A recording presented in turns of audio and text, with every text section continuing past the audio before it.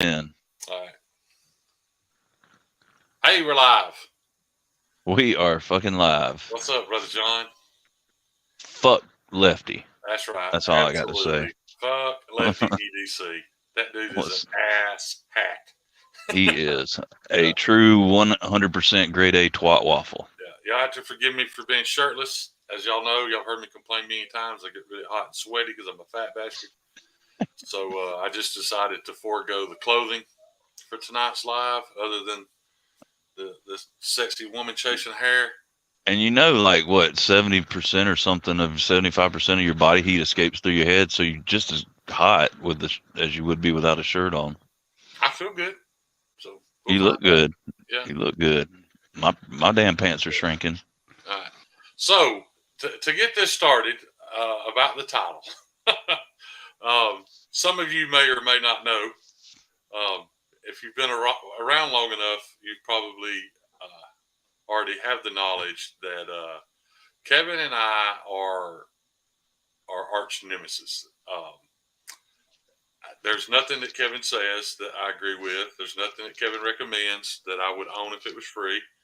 Um, but I do want to clear the air about this. I do love Kevin.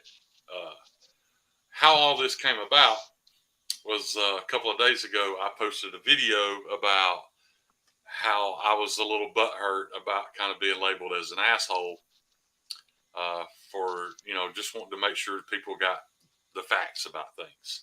I don't do that. I don't go into people's lives and start spouting stuff just to start arguments or to prove anybody wrong. I just want people in the knife community to have correct information. So Shane doesn't have sweat glands.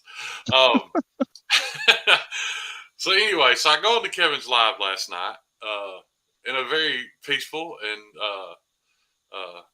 good mood, and all I wanted to do is hang out and talk about some knives.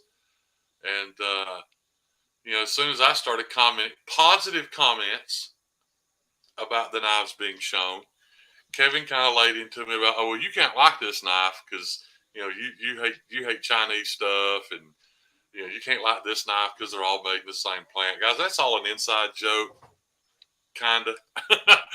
But I will make an admission. I did leave because I was getting a little heated, and because of my what's left of my respect for Kevin, I didn't want to show my ass, so I left. And I think Kevin kind of got the idea that I was a little upset. So this is the funny part. This is what I wanted to talk about tonight. I was actually up all night till 6 a.m. this morning Oh, contemplating. whoa, holy shit, dude. What is it? Kyle Coonley has an actual little thumbnail thing. It's not just that bullshit K. Oh, really? Sorry. He does. I, Look at there. what the hell? Just Lingen filter blade sharpening or lining kugel or what is that called again? What? Leinenkugel? What the hell are you talking His about? sharpening service. I forget the name. Kuglenheimer? Yeah, something like that. So anyway, I was up to 6 o'clock in the morning contemplating why I got mad as easy as I did, other than the fact that I already had the previous knowledge that Kevin's my arch nemesis, and I realized it. And guys, this is going to take a lot for me to admit. It's a short cleaning work. Yeah, cleaning work. Uh, it's a We fucked shortcoming that all on my up. part because apparently Kevin Johnson lives in my head rent free, and I fucking hate it. I can't stand that man gets to live in my head rent free, and he walks around all day with his thumb on a button, and he knows all he has to do is tap at it. In his Fucking boxers in ruins that studio apartment in your head. it. Yeah. And he just, he gets to walk around with this button and just mash it whenever he feels like it. It pisses me off, and that's my fault. But yeah, I did want to clear that up. Me and Kevin, we argue about everything. We've also spent hours on the telephone shooting the shit. We are buddies. I still stand by the fact that he's full of shit 99% of the time, and But that 1% when he's not full of shit, that's some quality shit right there. yeah, you're right. You're right So there. Yeah, he's correct every now and then. But I even wanted to bring up, and I'm not going to mention who I had the conversation with because I didn't ask permission, but I had a conversation about Kevin with somebody that everybody in here knows and loves. And I'll never forget his quote to me. What he said was, I just wish that Kevin was just an asshole. If he was just an asshole, we could just hate him and move on. But he's not. And I didn't really put that much weight into that at the moment. But I don't know if you guys are aware of how difficult that is to know that somebody's that much of an asshole, yet they're also such a good, giving person that you can't hate them for it. So, yeah, there's that. So I wanted to get that out Yeah. of the way. What it boils down to is we love Kevin. Yeah. Uh, I mean it, and I was talking to Shane earlier, and of course their knife interests don't jive. But as much as it pains me to say it, mine and Kevin's taste in knife jive big time. So Right. if there's a knife I'm looking at and I'm like, I wonder if I'd like that, I immediately go to his channel and search and see if he's done a review on it, because then I know if he likes it, I'll like it. Should I So admit who I used to go to for that? I Is mean, that career suicide? you do you, boo boo. I wouldn't, but I've said it before, but I don't think anybody ever was any better at a knife review than Slossy Dicey was. His lives were absolute snooze fest. They were boring as hell. But when it comes to reviewing a knife, he was my go-to for a long time. He did a good job. He gave me the information I wanted, and we did kind of have the same taste in knives. So, pocket metal, you're absolutely right. Never trust lefties. That's one thing right there that I despise about Kevin, is the fact that so many of my really nice knives have these completely unnecessary holes drilled in the other side of the scale that makes them ugly as shit, just because Kevin don't know which hand to use. And I find that highly offensive. So that's another reason why I hate lefty EDC, and you guys should too. And hashtag wrong-handed people. yeah, and if I'm not, isn't that guy German? Isn't he one of them commie sympathizers or something? Something that's Nazi, not commie. And not only The this, Russians are communists. oh, He's that's right, Nazi. that's right. And Yeah. another thing about Kevin, I think he might be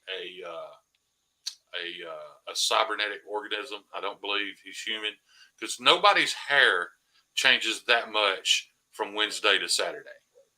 You know what I'm saying? Like, you can see him on Wednesday and he's damn near bald, and by Saturday he's a fucking 6-month-old chia pet, and all of his Look, hair grows the same length in the same direction. That shit ain't normal. Something wrong with that dude. looks like damn Dwayne the Rock Johnson and Be Cool. Yeah, yeah. Another good reason to hate Lefty. Another thing, his knife sold out in like 3 minutes, and his head grew 8 sizes. That shit disgusts me too. Can't stand that. But And he secretes an acid through his ass into his pockets that it ruins corrodes. perfectly good blade Yeah, steel. I mean, he's he's rusted Van X. yeah, how can you possibly like that guy? But I, I did want to say one thing. Super Still Steve and I had a very long conversation a couple nights ago, and we were talking about um, people's different passions when it comes to knives. I kind of share the same passion Steve does when I look at a knife. Even though I have readily admitted and still will that I don't do that much cutting.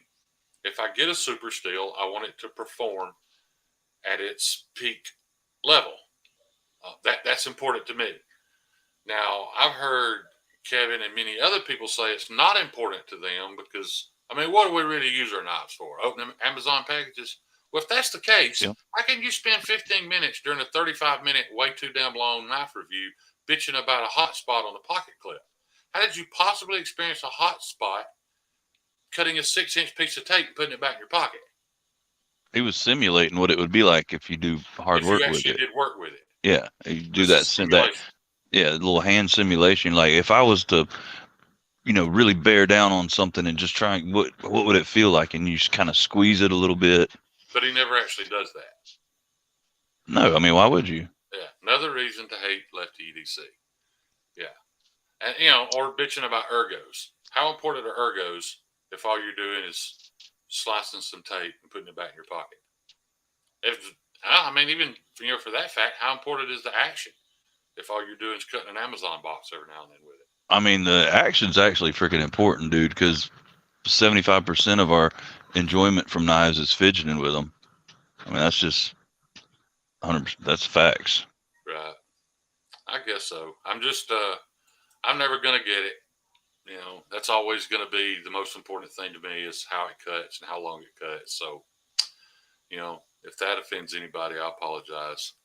I did learn from Mr. Kyle Coonley that I've received 3 packages this week, um, and was told to open them live.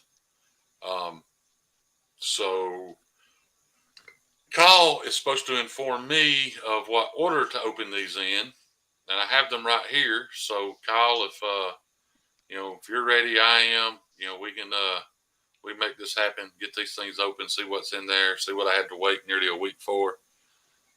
So just shout it out in the So, comments there. so the show is yours, there, little Mister Sweetmeat with the new thumbnail. Yeah, and Ian Coates, I do recognize you, buddy. Just in case you were wondering, can't And he miss that. loves you. Can't miss that beautiful face. It's the best. It's the best avatar on YouTube. He gives me a like foreign spy vibe in his thumbnail. All right, so one Chuckles package. I think I know which one that is.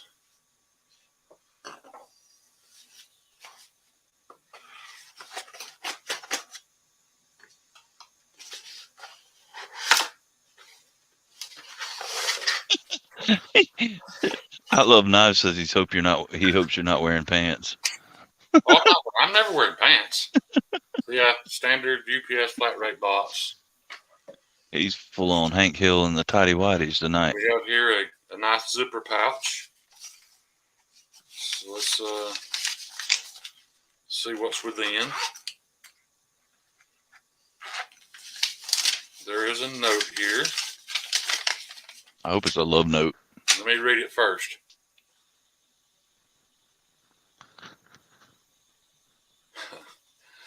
Well, just by reading the note, I know what it is, and that's really exciting. It says, Shane, I just figured you would get a lot more joy out of it than I do. You guys aren't going to know what that means, but Is he talking about his wiener? probably. Yeah, that's probably about right. I've been, yeah, I was right. I've been in talks with Mr. Chuck about a particular knife that apparently he wasn't as happy with as he thought he would be, and mine was actually stolen from me, and I've missed it ever since. So I was wanting to purchase it. However, I didn't have the funds to do so. So I was, hoping Chuck would work with me, give me a little time. But yeah, he just sent it to me. Now John's going to recognize this. I know that knife. The really cool story behind it. This is not my knife, guys. Chuck didn't steal my knife. My knife was coated. Yeah, this is the same blade though, CPM S30V. What's humorous about this are these scales. If you guys were around long enough back when, Grateful Panic and I first met, I owned a Manix XL like this with a coated blade and a set of copper scales. At that point in time, I didn't wear a belt, and that knife was entirely too heavy. It pulled my pants off. So I shipped it off to Mr. Grapefruit Panda after purchasing some carbon fiber scales and had him do a scale swap for me. And the cool thing about that video was, yes, it's an XL. The cool thing about that video is that John weighed the knife beforehand and weighed it after, and we realized that the scales alone, not even the hardware, just the scales, weighed more than the knife did with the new carbon fiber scales on it. So over half the weight of this knife is solely the copper scales. It's almost a damn pound. I want to say it was like 15 ounces total or some Yeah, shit. I think it was 15 ounces total. So that being said, this set of copper scales came to me via New York. I had Grateful Panic take them off and told him he could have them, that he shipped them back to me anyway. I sat on them for a year trying to give them away, and eventually gave them to Chucky. When I found out he had a Manic XL, I was more than happy for them to find a home. So now they have gone from New York City to Alabama to wherever Chuck it's from. I think Southern California, if I'm not mistaken, and all the way Oh, back to the don't forget South Carolina. yeah South Carolina, and now they've made it all the way back to me in Rainbow City, Alabama, which means that this is now my weight to bear. I will not remove these scales because the great thing that Chuck It did has a lot of sentimental value now, even if it is heavy as hell. It's even got a cool little copper skull bead on it there.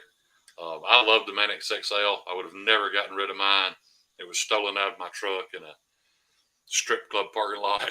And everybody Right. asks me, well, man, why in the world would you leave your truck unlocked at a gentleman's club? Well, the short story is we had ejected a young man who said he was going to get his gun and coming back.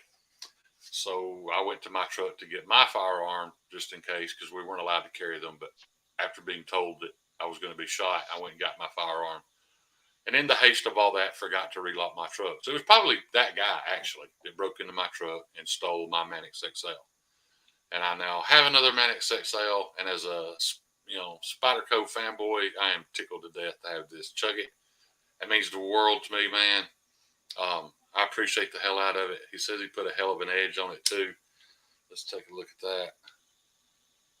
And, man, he ain't lying. That sumbitch is sharp, sharp, sharp. The edge that was on this wasn't great because I had put. You sound like my grandpa just then. Man, that thing is sharp, sharp, sharp. The edge that was on it wasn't great because I had laid mine. Well, no. Different knife. Never mind. I'm sorry. My knife I had laid back to 15 degrees, and it was chippy. So I had to go back and put a 20-degree micro bevel on it to get it to stop chipping. But see, there I am. I'm confusing it like, this was my original knife. Not my original knife, guys, but my scales that I bought from a gentleman, or a knife that I bought from a gentleman in New York, came to Alabama, went to South Carolina. Grateful Panic took them off, shipped them back to me. I shipped them to California, and now here they are back in my possession in Alabama, where they will stay forever. Did you buy them from a guy in New York wearing a trench coat? Did he sell it out of the trench coat? No, I bought it off of one of the Facebook knife groups. Oh, okay. I had it for sale. That was his complaint, was it was too heavy. Damn, your hair looks good, man. Thank you. So I purchased it and realized that he was correct. But at this point, I don't care. So let's get into this. Do you know? Do you know what opened next? The shipping label again. For y'all who didn't see it last time, that's where it came from, apparently. Oh, let's dox the hell out of them. I've been Dildos.com. to open this, and not very eager to face my mailman because he had to leave this on my front porch. Chucky said he bought the knife from Alice. Is that Allie Cord you're talking about, Chucky?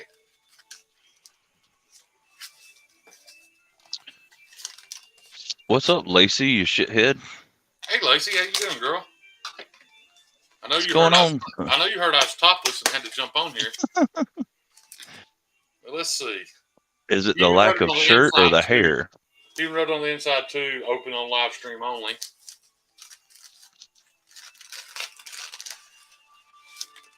So it looks like we have another box. It looks like they kicked this thing all the way here from wherever you shipped it from. You are going to talk yourself right through that box opening, aren't you? What do you mean? See, you just frequent updates, color commentary. Or overpackaged.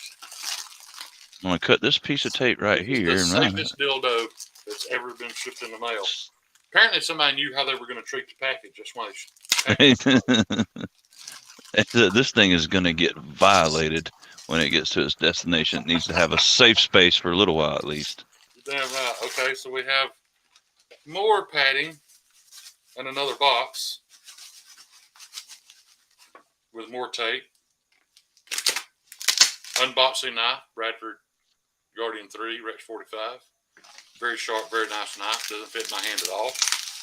Propane and propane accessories. What's going on, Gerbster? Good to see you, buddy. Let's see. We got a pretty purple box here. It says Happy Halloween on it. Very nice. All right, take care there, Brother Lunday. Good to see you, man. Ready? Oh, how cute. You're All right. making Scooter all hot and bothered. Let's see what's in here. Oh, is this the box that Molly and shown? Because this is from OCD for EDC. I sense a bit of confusion here. Sorry, it's it's one of those boxes that fall apart, and yeah, there's multiple layers. There was a spider in the lid. Got an OCD for EDC sticker right there. A couple of things in here. Let's see what these are. I think that's it for the box. I'll set that aside. My daughter will absolutely adore this. There was the spider, in case y'all missed it. Very cool. It's a hell of a box there. Yeah, very nice box. Where'd the package go? Okay, what do we get from OCD for EDC? Yeah, I just recently got a package for Molly that, of course, it was just a bunch of garbage, bunch of junk. I don't know if you guys remember me commenting about the cinnamon coffee cake that Justin kept bragging about, how bad I wanted a piece. Well, Molly was kind enough to send me a piece. If I'm not mistaken, it was exactly 3/4 of an inch by 3/4 of an inch. It was one bite. You broke out the tape measure and measured it. It was, dude. It was this big. So it was one bite, one taste of a very delicious cinnamon coffee cake that Molly had made. But I still appreciated it. What we got in here? Oh, I know what this is. Light bulb. I'm sorry, guys. I forget to hold things up in front of the camera. Yes, this unboxing sucks. Sorry. This is a Mannix 2 ball cage, spring, and ceramic ball. That's quite awesome. Hell yeah. So that'll go great. Now, considering I have 3 Mani, 2 or 1 regular, 1 lightweight, and 1 XL. No, it's only I if it ends in an S. With X, it'd be Mannix's. You can say that. I'm from Alabama, John. Don't tell me how to talk. Oh, so you getting on pinky out on us. Mani. Mani. What is the one that Justin does that with? Tenacia? Tenacia, yeah. Spyderco Tenacia. Spyderco. Shane's nipples on my TV would cause my eyes to rot and fester. Oh, I'm going to show them in a minute. Oh, God, no. Very cool. Check it out. OCD for EDC, olive drab green polka pen. Because you guys know, I ain't into high dollar pens. Oh, Chuckett said the ball cage is from Kyle Kunel. That is awesome, Kyle. Thank you. Because I knew something was up because I had actually, very funny story, but I had actually went on OCD for EDC to order a Mannix upgrade, but all I ordered was the spring. So that's not what I ordered. That's the entire ball cage. That's the entire kit. So Kyle, much love, brother. I really appreciate that. And there is one other package here. Ninja said, and speaking of Ninja, what up, Ninja? Long time no see, buddy. How's it going? He says it's Manacees, which makes sense because Vertex is vertices. So it's Manacees. That makes sense. So this is just a little padded envelope here with a set of hardware screws. Some scrawls. Some scrawls. That's awesome. And those would, if they fit this, in my opinion, would look much better with the copper than the shiny silver ones. So that's Fuck awesome. yeah. That is awesome, guys. And then throw that ball cage in the mix. Yep. Yep. Still got to get one more for the one on my lightweight seems to work fine, but the one on my uh, Knife Joy exclusive, I think the 20 CV one, it's a bit stiff. So I at least need to get just the spring for it because it's a bit much. Merry Christmas to you too, Ian Coates. Thank you guys, man. That means a lot to me. I don't have an unboxing of it because I already opened it, but I am excited about another product I've got here.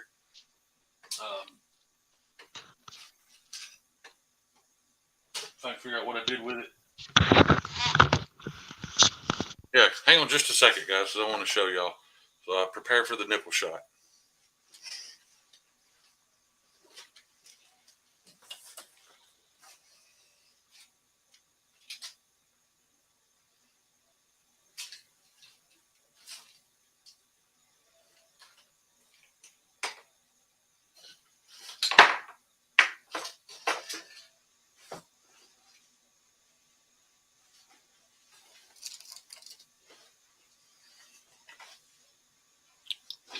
Here's my other long-awaited package. Something I ordered for Miss Lacey, or as you guys may know her, EDC and Lace. This is my 9 micron diamond spray for my strop.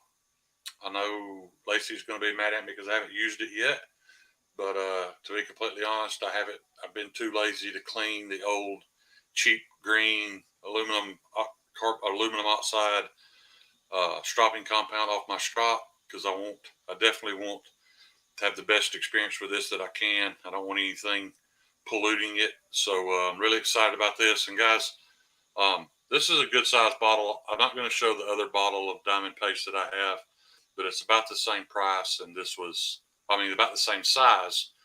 This was about half the price. So look forward to my opinion on this and let you guys know how it works. As much a perfectionist as Lacey is when it comes to sharpening, there's no doubt in my mind that it's going to be an excellent product because if it wasn't, she wouldn't use it, and I don't believe she would sell it. Yeah. Should have picked up an adhesive third nipple for this bit. Well, JN, the heart surgery scar is already offensive enough, so yeah. Sorry for the bad radio. I had to go pee. Yeah, I thought that was a little more than an ounce, Lacey. And I like a woman who's not very good at measurements. Those are my favorite kind. That way, when I tell you, I give you. Never mind. He especially likes it when they overestimate. Yeah, I like a woman that overestimates measurements. That's a good 9-10 inches. Oh wait, that's great stuff. What? Did I cover the fact that Vince couldn't make it? I did that in the beginning, didn't I? I don't remember. Maybe. I had in the description that Vince, Vince or Simplify EDC guy was going to be on here. Vince can't make it. Yeah, Vince can't make it, but he will reschedule. He just had he had some family stuff that he had to take care of, so he's not here going to be here tonight. I apologize for putting that in the description. What I missed? Chuckett said we hate Lefty because he is always right and Shane is always wrong. That's got a lot to do with it. That's the long and short of it. It does disturb me that more people care about Lefty's opinion on a detent than they do on a heat treat. But hey, man, you guys buy what y'all want for whatever reasons y'all want, whatever makes you happy. We damn it will, man. Yeah. Hey, I've got an actual kind of a unpackaging of sorts. If we have time at some point, I'd absolutely. Like but Ian, just so you know, that's absolutely true. There's always Lefty Shane drama. It's hidden behind the curtains, but John knows there's never not been Lefty Shane drama. No, it always has been. Yeah. And somehow I end up in the middle of it a lot. Yeah. No, he didn't piss in my Chinese Cheerios. That was 100% my fault this time. I let him push my button, and that's my fault. But yeah, Which we need to button, have the that left or the conversation right? again, though. That I don't hate the Chinese or Chinese knives or any of that. I just hate where the proceeds go. So yeah, actually, my next knife purchase, if I had the money right now, um, and with that money, I could replace my Protect Mordax that I owned for an hour and sold. I could buy a 15V Manix. I could buy a lot of other knives. But if I had the money right now, I would have ordered that sheep's foot MBK Old Guard. Yeah, Absolutely. that's a good looking knife. A hell of a damn blade steel. I don't care where it's made. Um, if you guys actually listen to me, and I know that's hard because, um, I'm not the most intelligent guy in the world, and according to some of y'all, my southern accent's hard to understand. But the, the reason I would buy the MBK Old Guard is the main reason that I dislike Chinese knives, and it's because that MBK somehow found a shop over there that would do a proper heat treat. So I'm all for that. Kyle said it's fried rice, you plick. Yeah. Scott, in you're not wrong there either, buddy. I remember when I ordered my first Tucson and was too ignorant to look at the delivery date and had to wait 3.5 weeks on it. I knew that was my last one. And it ruined the whole experience. I never really cared for the knife. I actually gave it away. And it was $110 purchase. So yeah.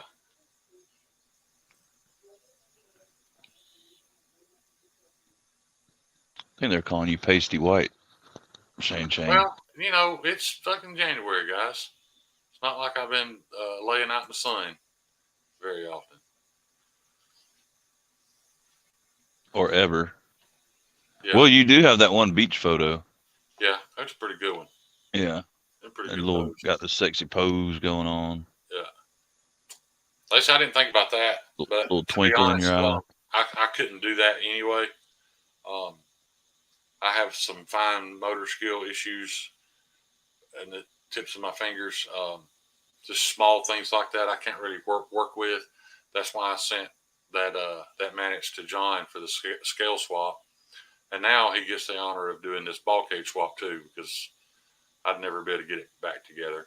I can't. I can't. Those screws. If I were to pour them out on this table, I couldn't pick them up, put them back in the bag. I'd have to rake them off. The Manix can be a beast to disassemble and reassemble anyway, but Yeah. I mean, even with normal hands like us regular people. You did a pretty good job of it. You even did it on video. Yeah. Yeah. It wasn't. I mean, it went pretty good too. Yeah. You have a fifth nipple apparently.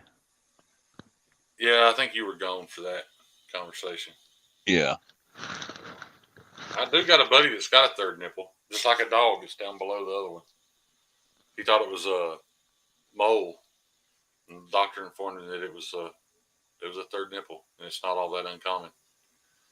He thought it was a mole until the kittens started trying to suckle on it. What's funny is that guy grew a third nut at about when he was in his late 30s, but it was it was a It was what? hydrosac. Oh, Yeah, it was a hydrosac. So yeah, damn. so it felt just like a third nut, same size, everything, but it wasn't. Dude, after that, he's probably waiting for his extra wiener to grow after that. Yeah, I told him it was making up the fact that he only had 9.5 fingers. So he lost a finger at work one time, and so he only had a half a finger. I Was used to his mess with him. I'd be like, "Dave, was his nickname Lucky? Yeah, and every time he had something for sale, I'd be like, "What do you want for that? 250?" Yeah, no, Shane's not an asshole. Nah. He was an asshole though, because when he'd go to shake your hand, he'd use that little nubbin and tickle the inside of your palm with it. It was extremely uncomfortable. Not something you want to experience. Oh, Nuts for Nice says he's got They're not, S&M hands. they're not that big around. Oh dear God. Put that thing away, dude. Crispy Critter, I developed a third nut as well at about 39 years old. It's one of the most horrific stories of my life. But Are you about to tell it? do you want to hear it? I You've heard it, mean, haven't you? I don't think you can't start a story out about growing an extra nut and not finish it. All right, so I got this routine. Um, I like to stay as fresh as I possibly can because I'm a big guy now, but I used to be even bigger. So I was very self conscious about being fresh and clean. So when I'd get out of the shower, I had this process where I'd go and lay on the bed under the ceiling fan and air my boys out. You know, get them good air dry. And so I'd lay there for a couple of minutes, and I'd reach down and kind of shift them over from one side to another to let the air circulate around them, dry them off good before I put a little baby powder on them. And this particular night, when I went to move them, um, there was a third one. Literally, guys, I counted them. One, two, three. One, two. Count them like 10 times. Then I had to call somebody else in the room to come count them for me because I thought surely something's not right about this. So I had somebody come count them for me, and yes, I had three. When I say I had three, I mean it was an exact football shaped, same size. It was just right in the middle. Who came and counted them for you? Was it your buddy Meathead? No, no, it was my wife. She came and counted them for me. But what I did notice was that the middle one didn't move. It was kind of stationary, but it didn't hurt. So I ain't gonna lie, I lost a little sleep over it, worried about this third nut. And the first thing I remembered was my buddy Dave that had the hydrosac. And I thought, well, that must be what it is. Apparently, it's not a big deal. You go to the doctor, they can get rid of it. So I wake up the next morning. Hang on, Chuck it wants me to read his last message. I wake up the next morning a little sore. I'm off to bed. All right, Chuck it, buddy. It's good to see you, buddy. Thank you very much, man. That means a whole lot to me that you did that for me, dude. It's very much appreciated. You have a good night. You're gonna regret not getting to hear the story though. So anyway, I wake up the next morning and said third nut is a little sore. But I get up and I put my britches on. I head off to work. About lunchtime, it's a little more sore. Chuck said no, the one before that. Oh, so I head off to the bathroom to inspect because it's getting a little uncomfortable to walk. Says, well, Shane, I hope you're happy with that, with what you got. If any of you have knives that you don't get joy from anymore, find someone who will, give it to them, and you will get joy from that. DSK, you're 100% right, Chuck it. I've had the best time giving knives away, gifting them. Even when I look back on when I added it up and realized it was close to $5,000 over a couple of year span that I really could use. I don't think you could buy that much happiness even with that amount of money. It's awesome. So I go to the bathroom and check it. Now let's talk about that third nut. Yeah, that third nut has now doubled in size. So it's doubled to a point that I'm running out of room, if you know what I mean. Sack's getting a little tight, space is becoming an issue. Somebody needs to get evicted. I should probably just go on down to the clinic. Actually, I made plans. I'm just going to go to the VA hospital when I get off work. By the time I get off work, this thing's the size of a baseball, and I can't walk. I literally can't. It's such a bulging, painful growth inside my nutsack that I can't walk. Dude, Jeff's in here listening to the story. This story's so good it brought Jeff into the damn live stream. So my shirtlessness brought Jeff. Oh, well, yeah, that's probably. He said, I came for the no shirt, but I'm getting third nut. Yeah. So I have to ride all the way to Birmingham on one ass cheek because I can't sit down because this monstrous, constantly growing nut is too painful to sit on. Get to the emergency room. Of course, they don't treat it like an emergency. So they leave me out there in that hard plastic chair for like an hour, and I'm just dying.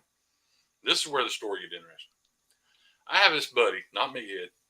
Um, he was there through all this, but different buddy Did he that count your nuts loves too? that loves anything dark, anything a little twisted and demented. He's all about it. So I text him a picture of this now baseball sized testicle I have, and he is all about it. Dude, he wants details. He wants to know step by step what is going on. So I'm constantly updating him, with the size and the pain level, and you know pictures of how my sack is stretching from this thing growing inside me. Uh, so finally, they take me back, get me on the exam table, and this young dude, if I had to guess, he was maybe 23, 24-year-old doctor walks in and asks me what's going on, and I tell him, and I pull my little gown back. He looks at it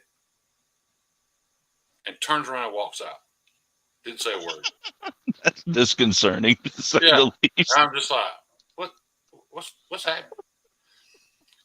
Apparently, the VA hires a lot of their doctors right out of med school. They agree if they'll work for the VA for a year and get paid, the VA will pay off their student loans. That's why you have a lot of young doctors there. Upon seeing this, he had to go get his buddy because he wants his buddy to see it too. So they come back in and they're just standing there in amazement at how large my nutsack is. You're extra nut. And I was like, well, Doc, what is it? And he's like, buddy, that is the largest abscess I've ever seen. He's like, and let me tell you, they show us some pictures of abscesses in medical school that are mind blowing. He's like, but if I could take pictures of that and share it, I would. He's like, that's the largest. I was like, well, what causes that? Is it like an increase? He's like, no, it's from the inside. He's like, they just happen sometimes. Okay. I was like, well, What's it fucking side me? It wasn't a second opinion, Aunt. They just wanted to gaze at it.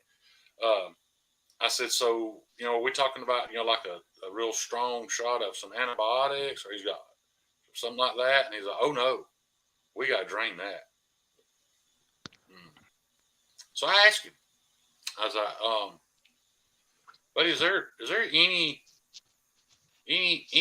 possibility in this situation of this being, somewhat pain free? And he was like, oh no, this is going to hurt. I was like, all right. So he takes out the needle to dead me. And I don't know exactly what he poked, but it felt like he crushed my testicle when he stabbed me. He got to dead me. And he gets his scalpel out. I didn't feel the scalpel, but apparently as soon as he touched it, both of them went running out of the room. I had sprayed this brown liquid with what looked like little black worms in it all over the wall, all over their shirts, their scrub pants, their faces. It just exploded. And they just ran out of the room. Just left me laying there. Because you nutted on them, dude. Yeah. At this point, though, I haven't really felt any real pain. No, just pleasure. Just pleasure. Oh, they come back about 15 minutes later in new scrubs, smelling like dial antibacterial soap. And they now have on paper hazmat suits and grinder shields. The full plastic face grinder shields. Both of them have these on. So he walks into the room and he puts his knee on the gurney with me. I knew this was not good. Oh yeah, when they put their knee on the damn, they got to get some damn leverage and shit, man. He gets down there and takes the heel of his hands and just starts pushing this thing as hard as he possibly can. Oh my god! I immediately start screaming, John. I mean, screaming like a dying baby rabbit. My wife was all the way on the other side of the hospital in the waiting room, and she can hear me. Like, patients are freaking out because they don't know what's going on. I'm screaming in pain, dude. It's the worst. It's the worst experience of my entire life. And There's two apparently. yeah, well, when they get done, it's kind of like when you mash your fingernail and somebody pokes No, it. it's That not. It's pressure not like relief. that at all. No, it's not. But I'm just saying that pressure relief. I remember being like, so I looked down at the gurney, and dude, it looked like a scene from The Walking Dead. I immediately snap a picture and send it to my buddy. And I'm telling you, no sooner than I hit send, my phone goes off with a text message from him that said, I can no longer be part of this. Oh He my wanted god, dude. nothing else to do with this situation. We I don't thought it was either. I thought it was over.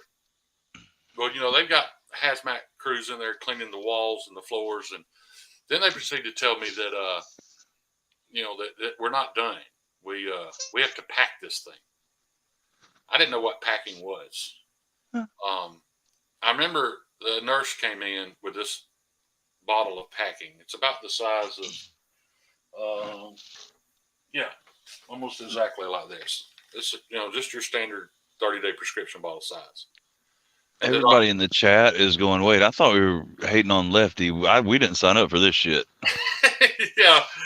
So then the doctor goes, "Oh no, I need the big bottle, and I need 3 of them." He packed. So the big bottle is like twice this tall and twice as big around, and it's full of this stringy, zigzaggedy cotton. He packed 3 bottles of that shit inside me, and then proceeds to hand me another 3 bottles and says, "You need to change that out tomorrow." Damn, Shane's nutsack looked like a stuffed pillow. Yeah, and I was like, what?" And he was like, "Yeah, you got to change that out tomorrow." I was like, I don't think I can do that. I was like, can I go to the clinic in my hometown to get it done? He was like, yeah, they should be able to do it. That's fine. So that was a huge relief. But hang on. Um, But wait, there's more. Even after packing it, they decide that, you got to keep this area sterile now. And if you've never seen a 25-year-old male doctor try to tape up a set of nuts, dude, it's the funniest shit you've ever. I left out of there with this fucking volleyball size wad of tape all around my nuts and scrotum. It was enormous, dude. And once again could barely walk, uh, because of this huge wad of tape. It was from Well, beating off too much, Chuck it. yeah, probably. So I wake up the next morning, and I wake up the next morning, and like every man does, I have to piss. Well, Women do too. yeah. What didn't cross my mind was that all that packing was there to absorb fluids, whatever, blood, pus, whatever it is, fluids.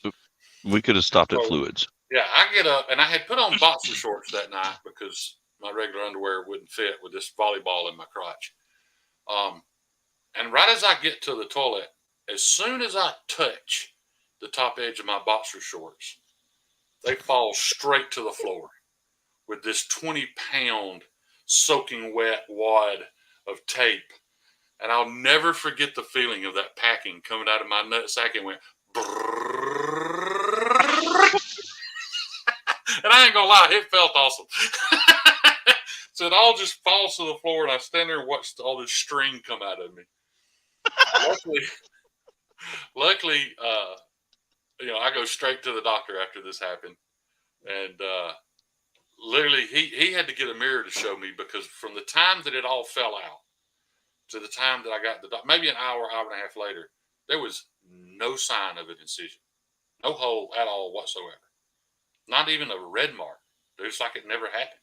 So there was You nothing got to repack. you got a magic ball sack. I guess. Balls are just very resilient. Heal up very quickly. But That's one yeah, way to that put was it. the. Jesus. Yeah, that was by far the most traumatic, most painful, experience in my entire life. Yeah, Kyle, you better Ours be too. careful. Yeah, yeah. I lived in I ain't gonna lie, I had a little PTSD after that. It was like every time I went to air dry, I was like, please, please don't have a third nut. Please don't have a third. But that's been I don't know 12, 13 years ago. So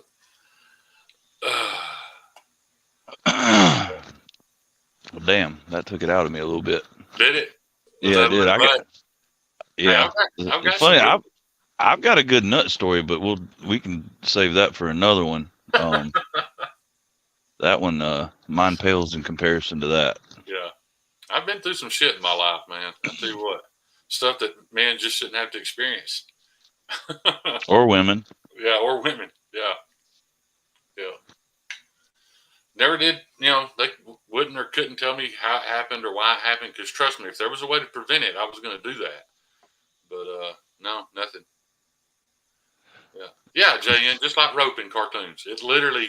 I don't know that it made that sound, but it felt just like that. So I In could your just head. I In could your head, it physically in made my that head sound. hear as it came out. Like unraveling a sweater. Yeah. Say further nut stories. What did he say?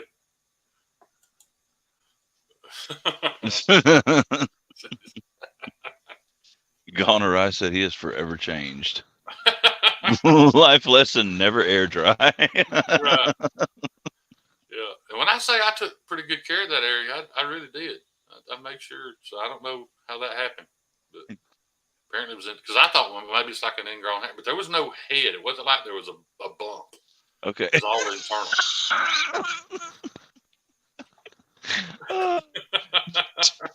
The term TMI means nothing to you, does it? To me, Yeah. the hell no. I'll tell you, you just don't know, man. Just ask. Well, you said one time you don't know the meaning of shame. Yeah. I don't have any shame. I don't embarrass very easily. That's why it upsets me that Kevin can push my buttons like he does. Just I to think remind you might y'all, secretly be in love with him. yeah, just to remind y'all, that's why we fucking hate Lefty EDC. Not because he's always right and you're always wrong. No, he's not always right, John. You said it yourself. He's only right 1% of the time. But when he No, gets, you said 1%. I just said, well, that 1% is an awesome percent. I guess so. So I'm not playing with myself. I'm checking for a third nut. You probably should, buddy. You don't want to end up like I did. Trust me, you don't have to check for it because it took less than 24 hours for that thing to get completely fucking out of hand. Yeah, it was like that volcano done in over in Italy. That morning it wasn't there. By the next morning, people were dying. Yep, that's about how mine went.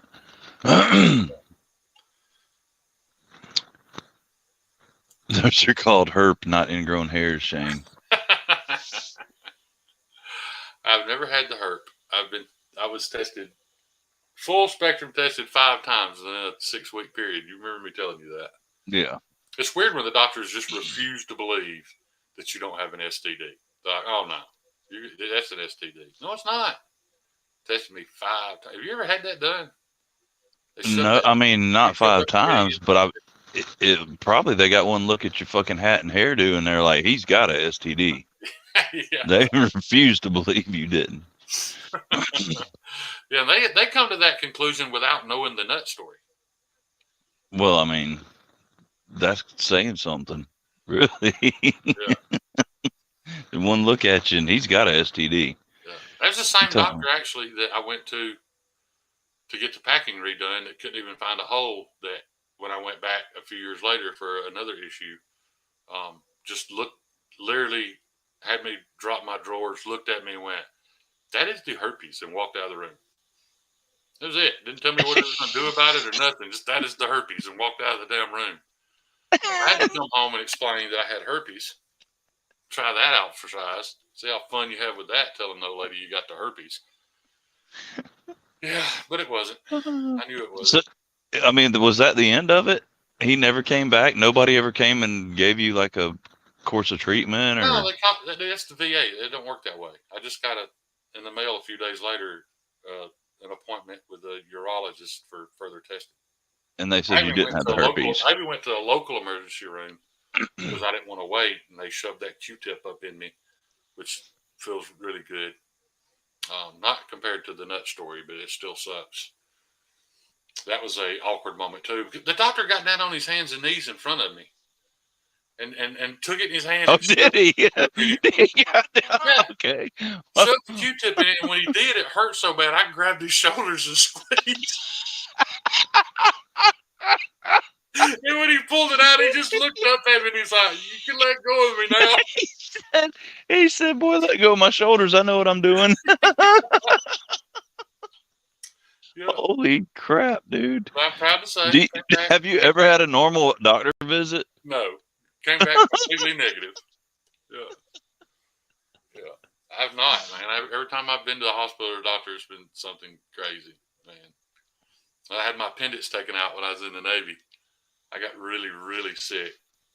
It's a long story, but to shorten it up, when I woke up in the post-op, they never told me what was wrong with me. Literally, I was deathly ill. Somebody had to carry me down 3 flights of stairs, and I was only like 220 at the time. I was 18 years old. Carry me down 3 flights of stairs, put me in their car, drive me to the hospital. And keep in mind, this is on a naval base. When they got me into the emergency room on a gurney, this doctor walked up, rolled me over on my side, put his finger up my butthole, pulled it out. Did he sniff it? I ain't even spoke yet. I ain't even talked to the guy. He much less buy you dinner. Yeah, he just assaulted me right off the bat. Dude, I wasn't even in a room. I was in a parking lot. Yeah. But apparently, they could tell how sick I was by looking at me. Boy, So of course he stuck his finger up your butt. Listen, pulled it out and said, "Prep him for surgery." Last thing I remember. They put a mask on me. I was out. I wake up the next day in post-op, and this pretty young nurse is standing there by my bed, and she says, she called me Michael. You know, the military, everybody goes by their first name. Because your middle name's Shane. She's like, "Michael, do you know where you are?" And I did. I was like, "No." Am I pregnant? She's like, "Well, you're at the Naval Air Station Lemoore. You're in the hospital. You had a pretty serious surgery." Scratch and think said, "Are you sure these are doctors you're seeing?" I told you it was on a naval base, man. I don't know. I never saw that guy again in my life. My only experience with him was he walked up, shoved his finger up my butt, and said, "Prep him for surgery." Without even hearing what was, I didn't even tell him what my symptoms were. That just doesn't sound right, dude. What's even crazier, John, is I haven't found a medical expert to this day that can tell me how he knew my appendix had ruptured by sticking his finger up my butt. Because like, how far did he go up? Could he touch it? I was like, he went up pretty far. Oh, dear God. Yeah, so anyway, I wake up. There's this attractive young nurse standing there, and she asked me if I know where I'm at. I told her I didn't. And she told me I just had a pretty serious surgery, and I was probably still pretty groggy. And I was like, "Surgery for what?" She's like, "Well, we had to remove my appendix." I removed my appendix. Why? She's like, "Well, Mr. Gabbers, your appendix had swelled to over 11 inches and was leaking toxins into your body." And I said, "Well, you know what they say about the size of a guy's appendix, right?" And dude, she bent way down, like right up to my face, and patted me on the chest and said, "Yeah, baby, but I know better. I was in the operating room." You talk about adding insult to injury. I mean, she could have just played along. You know what I mean? No, she. Yeah. I mean, I do know what you mean, but no, she couldn't. She couldn't pass that opportunity up. Holy hell! Absolutely not. Because I can imagine your appendix was so big a damn doctor stuck his finger up your butt and felt. I'm laying on an ice cold stainless steel table, and I'd just been anally assaulted 12 hours ago. I'm sure I'm sure it wasn't at full mast by any means. Yeah. Whew. Oh, this is a doctor you're talking about, not Lefty. No, not Lefty. Yeah.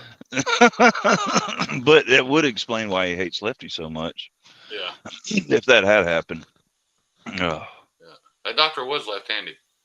He had his right hand on my shoulder. Shoved his left hand up my butthole. He had both hands on your shoulder. Tell the So if truth. any of you guys are married to nurses or doctors or anything like that, if you can find out how he knew I had appendicitis by sticking his finger up my butt, at this point, 23, 30, 33 years later, I'm still curious. I'd still like to know. Or maybe it's just because he was in the Navy and he liked fingering buttholes. I don't know. He had no idea there was anything wrong with you. It was a shot in the dark. He just stuck his finger up your butt, played with it a little bit, and was like, "Hey, just operate on him, do something. Yeah, just put him to sleep. Take I'll take care of the rest." take something out. We'll call it appendicitis." Yeah. Yeah. Now, I've got the scar to show it, that's for sure. Yeah, most people's appendectomy scars are like this big. Oh, The Navy don't work that way, man. They want to be able to get in there with both hands and a video camera. So it's like, it runs damn near all the way around my rib cage. I mean, they split me open, dude. they went in there with both hands, a video camera, and a marching band. Yeah. Yeah. Maybe what caused the third nut all those years later. I don't know.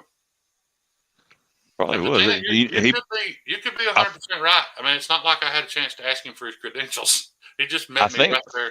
You know, I think we just figured it out, Shane. That doctor got you pregnant, and that third nut was your baby. Yeah, you know the automatic doors when you go in the emergency room? I was literally just inside those. You know, the admin desk is over here to the left. You know, there's people filling out paperwork. And he just walks up and pokes me. He was comfortable with himself, man. That whole hospital knew he was a freak. He did it right there in front of God and everybody. I do think the guy that drove me there had called him and told him. I didn't tell the entire. I had been to the hospital the day before because I was so sick, and they told me. He told him what? That they should stick their finger up your butt? No, at that point in time, a lot of guys were coming back from Iraq, and they were coming back with this horrible, horrible stomach condition, flu type things. Everybody on base was sick. I had went, and they just automatically said, "You've got the Iraq stomach virus," and sent me home. So when he called him the next day and told him, you know, that I was turning colors and couldn't stand up and couldn't talk, you know, they were prepared for me when I got there anyway. But what about that screams, stick a finger up his butt? I just told you I can't explain it. I was hoping maybe one of you guys could help me out. Oh, I don't even know what to talk about after that. Honestly, Yeah, I'm fresh out of shit to talk about. Wait, hold on. Here's a knife. Yeah, I got a Sabenza over here somewhere. Knife. I got this new one. this piece of badassery right here. I could do an appendectomy with. I'll let Kyle Kuhnel do the pre-operation inspection though. Oh, so that I can tie something into that because this is how smart I am. After handling yours, changing scales on it, seeing how damn heavy it was, and when I bought this knife, it had regular G10 scales on it, but I decided it was a good idea to go ahead and get the brass ones to put on my Mannix. So I've held that one though; it's not quite as bad. It's not, but I literally never carry it just because of the awkward heaviness of it. This thing is so heavy that literally when you put it in your pocket, because the clip's not perfectly center of the weight, it will actually turn in your pocket. And it's so heavy that it'll hold itself there. So it doesn't lay flat to your leg. One side of it is touching you, the other side is kind of poking out like that. That's how heavy this knife is. But I don't care. It's mine now, and that's the way it'll be.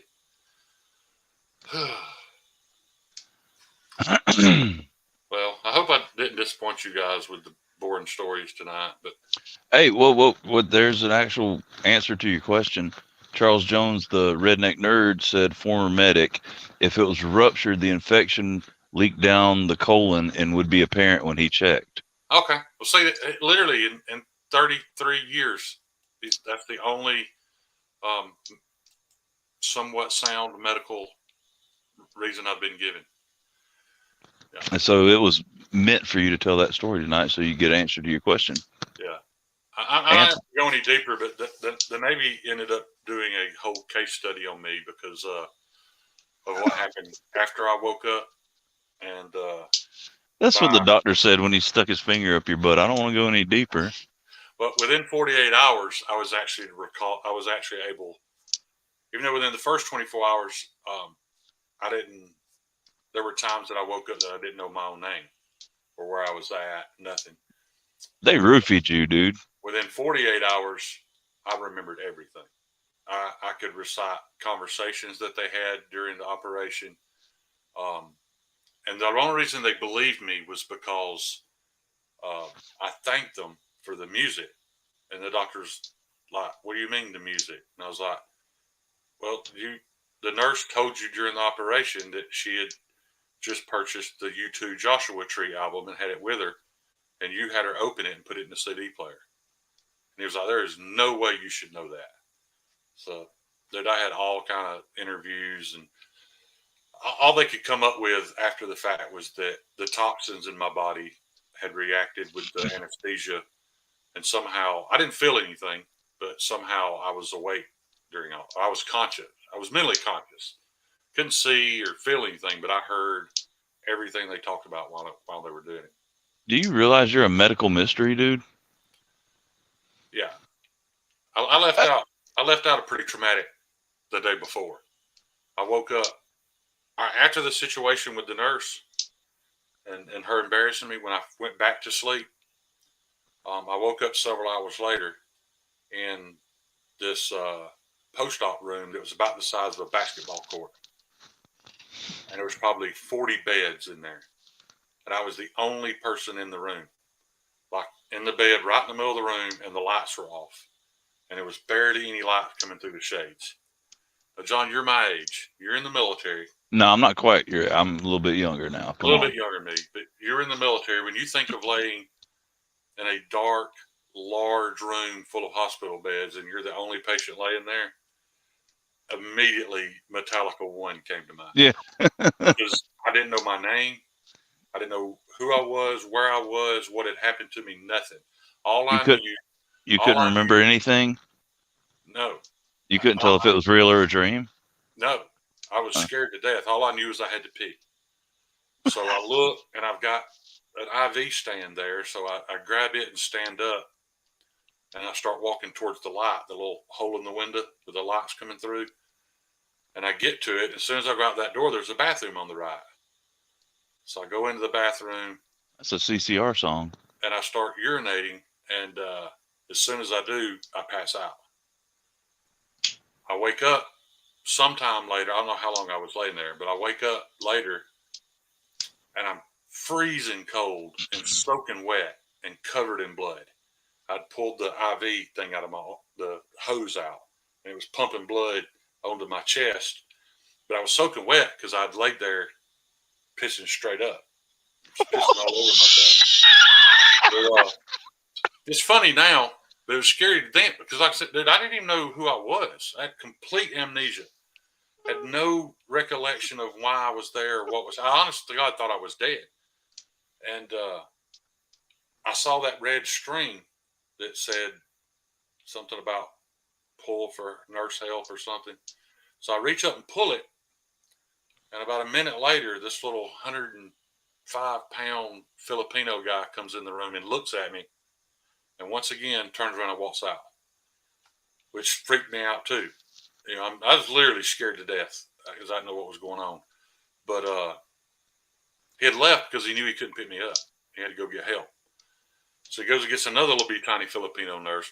Nearly all the little Filipino guys in the Navy are medics. They all go in the Navy for medical training. So they come back and help me get up. And, I'm crying and scared. I don't know who I am or where I am or nothing. And, they're asking me, physically, are you okay? Are you okay? And I was like, yeah, but I really got to pee. And they were like, okay, well, go ahead. And they stepped out of the room, and it happened all over again. I woke up again, laying on the floor, pissing all over myself, covered in blood, freezing to death. Didn't have a clue who I was. Where didn't even remember the 5 minutes ago when this had already happened once. And so that caused this neuro doctor to come in the next day to question me about that incident because apparently none of that's normal. And Did you have to show them on the doll? no, no, but so during that interview, that's when I divulged the fact that they put the Joshua Tree CD in during the surgery. I don't know if you remember this, but this was right around the same time that movie White Noise came. Well, White Noise came out a few years later, but it came out because of all these cases of people who were awake during their surgeries. Now, I wasn't one of those that was awake enough to be freaking out and scared or feel anything. I just was conscious enough to remember their conversations and the music. Because I too was looking forward to Joshua Tree. I didn't own it yet. So you jamming out? Yeah, yeah, What the hell, dude? yeah, And again, I don't know where to go after that. yeah. Pretty Fly for a Knife Guy. There's a whole nother story there, but I'm not gonna keep them going tonight because I wasn't kidding. All of my medical stuff has craziness involved, but Dude, yeah. I dick farted because of a catheter one time. That I can tell that. I had to have a That I haven't done. I had to have an EP study because my heart was doing like crazy shit. It would like skip beats and do all kinds of crazy shit. And when they do an EP study, they run this fucking like diode to your heart, and the dude can sit over there and control your heart on a computer. Well, of course, you know, they got to have you prep for surgery in case shit goes south and they got to rush you into surgery. So they go ahead and put a catheter in. Well, after the whole ordeal, they're taking the catheter out and the lady goes to pull it. And like my whole butt comes up off the damn bed when she pulls it. I was like, ow, ow. Well, it was a Foley catheter, and those things, they inflate when, like, once they go in, they inflate to keep them inside you, and they deflate them and then pull them out. Well, when she deflated it, apparently it didn't deflate, so there's still this like ball inside my bladder. So she's yanking on it, and I'm going, ow, ow. Finally, she gets it dang out or whatever. And when you have a they put a little plug in your because they go in through a artery or a main vein or something. Male, they're a very rare event, dude, but it happened. So, dude, I wonder what you bladder can't hair smells like. when you when they do the little when they go up in your vein, they put a plug in it, and you can't do any kind of sitting up. You have to lay flat on your back for like 4 hours or some shit, so you don't blow that plug out and start bleeding everywhere. So you can't sit up and like grab your shit and pee yourself. So you have to ask a nurse, "Hey, help me, I got to pee." So I did because I was like, dude, I mean, I had to pee worse than I'd ever had to pee in my entire life Yeah. after they get that catheter out. I'm like, God, I gotta go so bad. So she comes over there and puts my shit in the little jug, and she's like, "All right, honey, go ahead and go." And I was like, "Oh!" There was no pee; it was just all air. It was like, and I said, I said, "Ma'am, I'm so embarrassed." Please tell me she laughed. Surely She not. did. No, She did, dude. She laughed her ass off. But I immediately turned beet red. I'm like, oh my God. Stevie, I was wondering if you were still here. I hate that you slept through the first half of this show because it has been one for the record books for sure. If this one doesn't get rewatched, if you guys don't tell your buddies about this one and it doesn't get rewatched, I'm going to be extremely disappointed that I put my worst moments out there for the internet to hear, and you guys didn't share it. And I just put one of my, and it wasn't even a worst moment. It was kind of funny in retrospect, That's but hilarious. in the moment, I was very embarrassed. Yeah, yeah. When I woke up from my heart surgery, um, I don't know if it was. It felt like the urge to pee, but like times 10. And I was just coming off anesthesia, and apparently I woke up screaming at the top of my lungs, "My dick, my dick, my dick!" And I'll come running out there, and she just yanked the catheter out, and yeah, the pain went away. But I was freaking out. Me and anesthesia don't. Oh, dude, me either. Every time I've been asleep, it's been pretty crazy.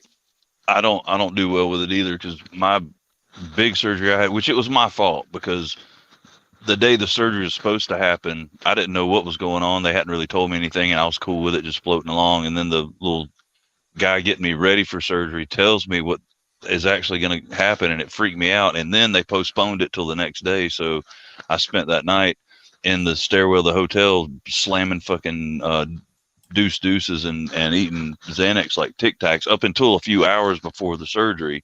Right. So I ended up, long story short, I died a couple times on the table, and then afterwards I had a super high fever, and I can remember like it was kind of surreal there for a bit. Like I was really high. I remember people coming in and out, but I was out of it. When I finally came to, the nurse said, "Honey, we got to get your fever down.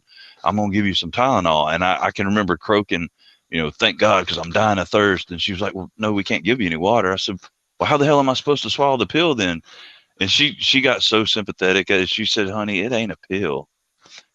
And so, fast forward a few seconds later, a 60-something-year-old kindly nurse was shoving a suppository up my ass. Mm.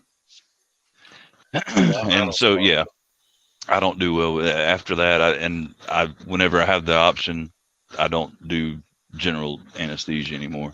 Yeah, yeah. I've had some experience. I've had some experiences in life anyway, man. I tell people all the time how fortunate I am. I can't go to the store.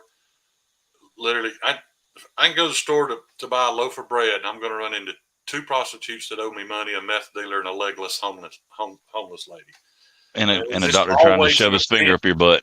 Yeah, I mean, everything I do, there's always this event that goes along with it. I don't know why it happens to me, but it just does. 100% true, P. Fly. I said she was kindly, not gentle, because she damn sure wasn't gentle. There's no gentle way to insert No, something in a man's butthole. no. Yeah, There's no way to tell him, Stephen, break the news that you it's know about to damn happen well, either. we ain't no shields. We don't need no money around here. We don't want y'all's money. We just want y'all's love, y'all's time. We ain't shields. We ain't selling shit. Anybody want to buy this Mannix? No, I'm just fucking with you. I'm gonna get some new scales for it though. I got one that looks a lot like it right here that ain't no amount of money could buy. Stevie, I don't know if he was here for this, but Mr. Chuckett, I had been in talks with him about holding on to this knife for me because I really wanted to buy it since mine got stolen. And I don't know if you were around to remember it or not, but mine had copper scales on it that I had Grateful Panic take off. Sat on them for like a year trying to give them away, gave them to Chuckett. And then when he realized he didn't care for the lock mechanism on this, he gave me his Manic XL with my original copper scales on it back. So, that's what I said. This is now my weight to bear. These copper scales are going nowhere. Um, it doesn't make it a great EDC knife, not necessarily because it's heavy, but I will say this: that added weight and heft feels really good when you're cutting something. It's like you can, if you've got it sharp enough, you can just let the weight of the knife just glide through anything. Trust me, Chuckett's got it sharp enough. This some bitch is sharp. I don't think mine was ever this sharp. But Well, speaking of sharp, I appreciate that, Crispy. That nurse that did me up like that, I think she might have had the courtesy of patting me gently on the shoulder and said, "Bless your heart" or something like that. But yeah, no spit for me. G Ball said, "Oh, back to knives." back to knives. But I Well, tell you this Ball, I didn't this have any plans of sharing these stories with y'all, but this group of people brings out an the extreme worst in amount of you. no, just amount of comfort that I feel like I can say anything. But tomorrow I will remember that this is on the internet forever for all the world to see, and I'm sure Well, I'll soon. how about for in the future? Just keep in mind you can't say anything. I mean, you can say anything, but you can't say anything. Are you telling me I should be more careful about what I divulge? Just Google TMI and I don't. maybe I don't think we have TMI in Alabama. You've been here long enough to know that. I was born here, but I have no shame. I am not embarrassed at all by any of my life stories, and not scared to share them. So we it is. know this. We know this. Yeah, and I've got many more, so there's more coming. I don't know if I can top the 30 nut story. That's one of my better ones. Yeah, that is a good one. Yeah. I love knives. I'm sure I do. I've had some. If I were to have to minimize my collection right now and sell off anything that I just couldn't, or anything that I could stand to part with, out of, I think I have less than. I know I have less than 30 knives. I may have less than 25, or right at 25 right now. And there are days that I feel guilty because at least half of those I can never part ways with because they have sentimental value because they were gifted to me, and not just hey, you like this, man, here you go, have it. They all mean something. I don't mean to get all emotional now, but I'll never forget the fact or how I came to own that Protect TR4. Um, you know, I'm sure y'all have heard this story before, but I was just in a live one night talking about how much I love the TR4. Um, and that I didn't have it anymore because by neuropathy, I didn't feel safe deploying it. But upon getting into Spyderco's and practicing my spotty flick, I think I sent you a video of my first spotty flick, didn't I, John? I taught you how to spotty Yeah. flick. Upon Yeah. accomplishing that, I kept practicing and practicing, and I didn't realize that the side effect of that would be that I got a good bit of mobility back in my hands. And I commented on a live that I now regretted getting rid of my TR4 because I felt like that now I could actually, I feel like I'd be safe deploying it. And like a week later, a brand new Protect TR4, $270 worth of it, is in my mailbox from Mr. Jack's Lungs. Guys, me and Jake, I know for a fact, had not shared more than 50 words with one another. We weren't best friends. Um, I liked Jake. I'm assuming Jake liked me, but I don't even think at the time I knew his real name was Jake. He was just Jack's Lungs, which I love because it's a Fight Club reference. But um, and that impacted me more than any knife I've ever been gifted. And keep in mind, I've got a Hogue Deca over there that was gifted to me by Jason Brown, which was purchased with his birthday present. He received a Smoky Mountain Knife Works gift card for his birthday and used it to buy me that knife. It means the world to me.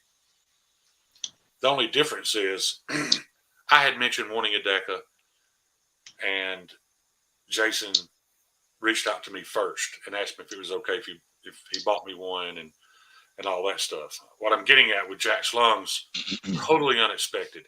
It just showed up in my mailbox, and I said I don't have any shame. I'm not embarrassed by anything.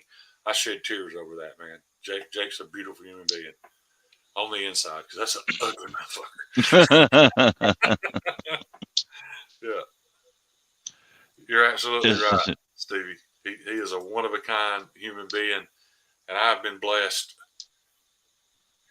to see a small wiener. I mentioned earlier about all the knives I gave away. At one point in time, I had a collection of over 130 knives, and when I started giving them away, it actually started with monster racing. Believe it or not, that's the only cloud on that. But it wasn't until later on that I realized I started doing the math and realized I'd given away somewhere between $4,000 and $5,000 worth of knives, and now I'm in a situation where I can't afford to buy a knife.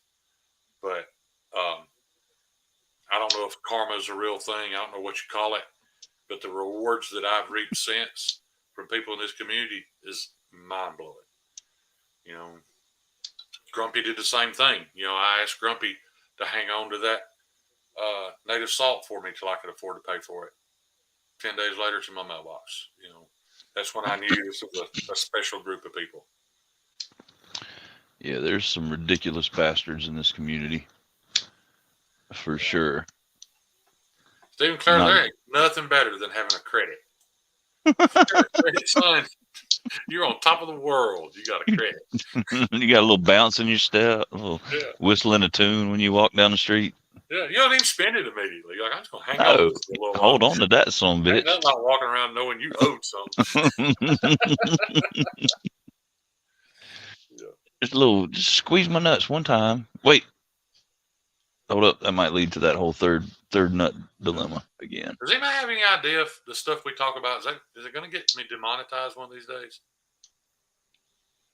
You got to Is get it okay monetized to before talk you about this get stuff on here? demonetized. Well, I know, but like once I do get demonetized, they could come back and strike this video where it can't make any money. But who gives a shit? But I did I get my don't. first I don't copyright think. strike. I got my first copyright strike from playing John's parody video of "Man of Constant Sorrow." I'm I'm assuming I didn't glad get I an could be of email service. or anything, but on my when I go to my channel on YouTube, that video's there right beneath the title. It says copyright strike, but there's no Hmm. other information. I didn't get any other message from YouTube. It just says copyright strike underneath the title. So they're watching you now. I don't give a shit. I don't care at all. You know, maybe I owe you guys an apology. I was just talking about this tonight. Um, I think it was with Stevie earlier today. I was talking about the fact that I haven't done a knife review, just like a tabletop knife review, in like 3 weeks. Um, I I want to apologize for that. At the same time, I don't, because I only want to do knife reviews on things that excite me.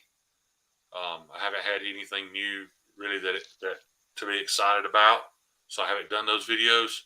I know this is not a recipe for having a successful YouTube channel, but guys, I live for this. This is the absolute best. I used to be super nervous about doing it. I can't imagine doing it with anybody other than Grateful Panic or Grandular Problem. I just now noticed that. Stevie helped me through my first one, man, and I appreciate the hell out of him. Y'all guys know I will fight you in a second over Stevie. But yeah, That's your boo. yeah, this But and if you think, I mean, just a few short months ago, Shane was nervous to even do a live stream. Now he's doing them topless. So yeah, yeah. Now I really don't care. he's showing his nipples and talking about his balls. Very, Quality very knife good. content. Yeah, I still love knives. This is probably not a good idea to mention this on your knife channel, but um, I haven't lost my passion for them. But more every day, I've lost my passion for just having a knife. Just getting something new for the sake of getting something new. You ask me right now, are there 2 knives, 3 knives I can think of that I really want if I just had the expendable money? It's that MBK Guard sheep's foot, um, another Protect Mordax, and I really want that Chapman Lake, button lock. But tell you guys why I haven't bought that knife. I experienced that thing in person, and I promise, I will promise you this: you cannot photograph or film that knife and appreciate how beautiful it is. But that's the reason why I haven't bought it. I don't live that kind of lifestyle, and I know I won't carry that knife because it's too pretty. I know I won't use it because I'd be scared of scratching it. Um, that's why I don't own it yet. Maybe one of these days, if I've got enough expendable income that doesn't bother me, I'll get it. But yeah, now, the only time I carry my Sabenza is if I'm going somewhere that I think there's even a fraction of a chance of somebody asking me what's in my pocket, so that I can pull out the most classic American custom knife of all time, the most award-winning knife in knife history. Um, Whoa. So, because that happens all the time in Rainbow City, Alabama. oh, And if it did, they would actually appreciate the fact that it was a Semenza. it's happened one time at New Year's Eve night. I went to Meatheads. We had a little party there, and a guy Meathead's Did, friends with me and this guy are just kind of acquaintances, though we know one another. But like, I don't know his wife's name or his kid's name, so we're not super close. did he count your balls? No, but I noticed he Oh, had a pocket clip. And when I asked him what was in his pocket, it was a Leatherman skeletal knife. And it made me feel really good because he was like, dude, I watch your videos all the time. I was like, really? He's like, yeah, man. So as soon as I found out you had a channel, I watch your videos all the time. And he asked me what I was carrying. Perfect timing, dude. I had that Sabenza all spit shined up in my pocket, and I showed it to him. There was a couple other, I wouldn't say knife freaks, but knife fans that they knew enough to know what it was. So yeah, I kind of had the big head for a minute because I had a Sabenza. I think the second nicest knife there was a ZT 0350. So When yeah. you pulled it out, was there like light emitting from it and angels going, oh?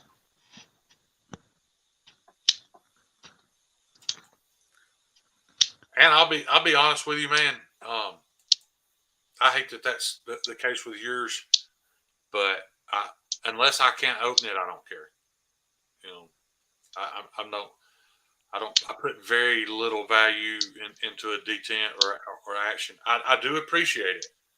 I just don't put much value into it. It don't mean much to me. I'm just all about that 67 HRC ZDP 189 sand my blade. That's all it's about to me. But I have experienced knives like that, and if it's painful or uncomfortable to even open, I can see where that would be. That would suck. The ZDP 189 with 66 to 67 HRC, Mm-hmm. you might add. Did I not say that? You Pretty sure. probably did. You probably did. Yeah. And well, I know, and with the old guard where the thumb stud placement is, I mean, because it's got that action, like kind of like the CEO, the way like the geometry of the thumb stud with the pivot and everything. Yeah. Like it's a quick flicker, and if which the detent's going to be strong on it. It breaks in though. Yeah. Like it's smooth. It's a smooth washer knife. Oreo Dave, I don't really hate Lefty, man. There's things about Lefty I hate, and we had a big joke about it. Me and Lefty are buddies, and I even admitted that Lefty has a power over me. He has my button. He's awesome at pushing it, and that pisses me off that he has that on me. But no, I don't hate Lefty. It was kind of clickbaity, and just so y'all know, as soon as I made that post, I screenshotted it and sent it straight to Kevin. Um, this was a little bit interesting to me. I want to touch on this. Funny, I hang out with collectors. Surprisingly, not so impressed with Sabenzas. Kind of bummer, really. I love mine. Well, I read that wrong in the beginning because I don't know why in my head I was thinking you said you hang out with knife makers, and I can understand why they wouldn't be impressed because nobody's ever won as many awards for the Sabenza or for a knife as Chris Reeve has. But I guess I can get it because a lot of high end knife, if you're into high end knives, Sabenza wouldn't be at the top of most people's list because it's not as fancy as something Jim Skelton made or that line murder uh, Fisher dude. Yeah,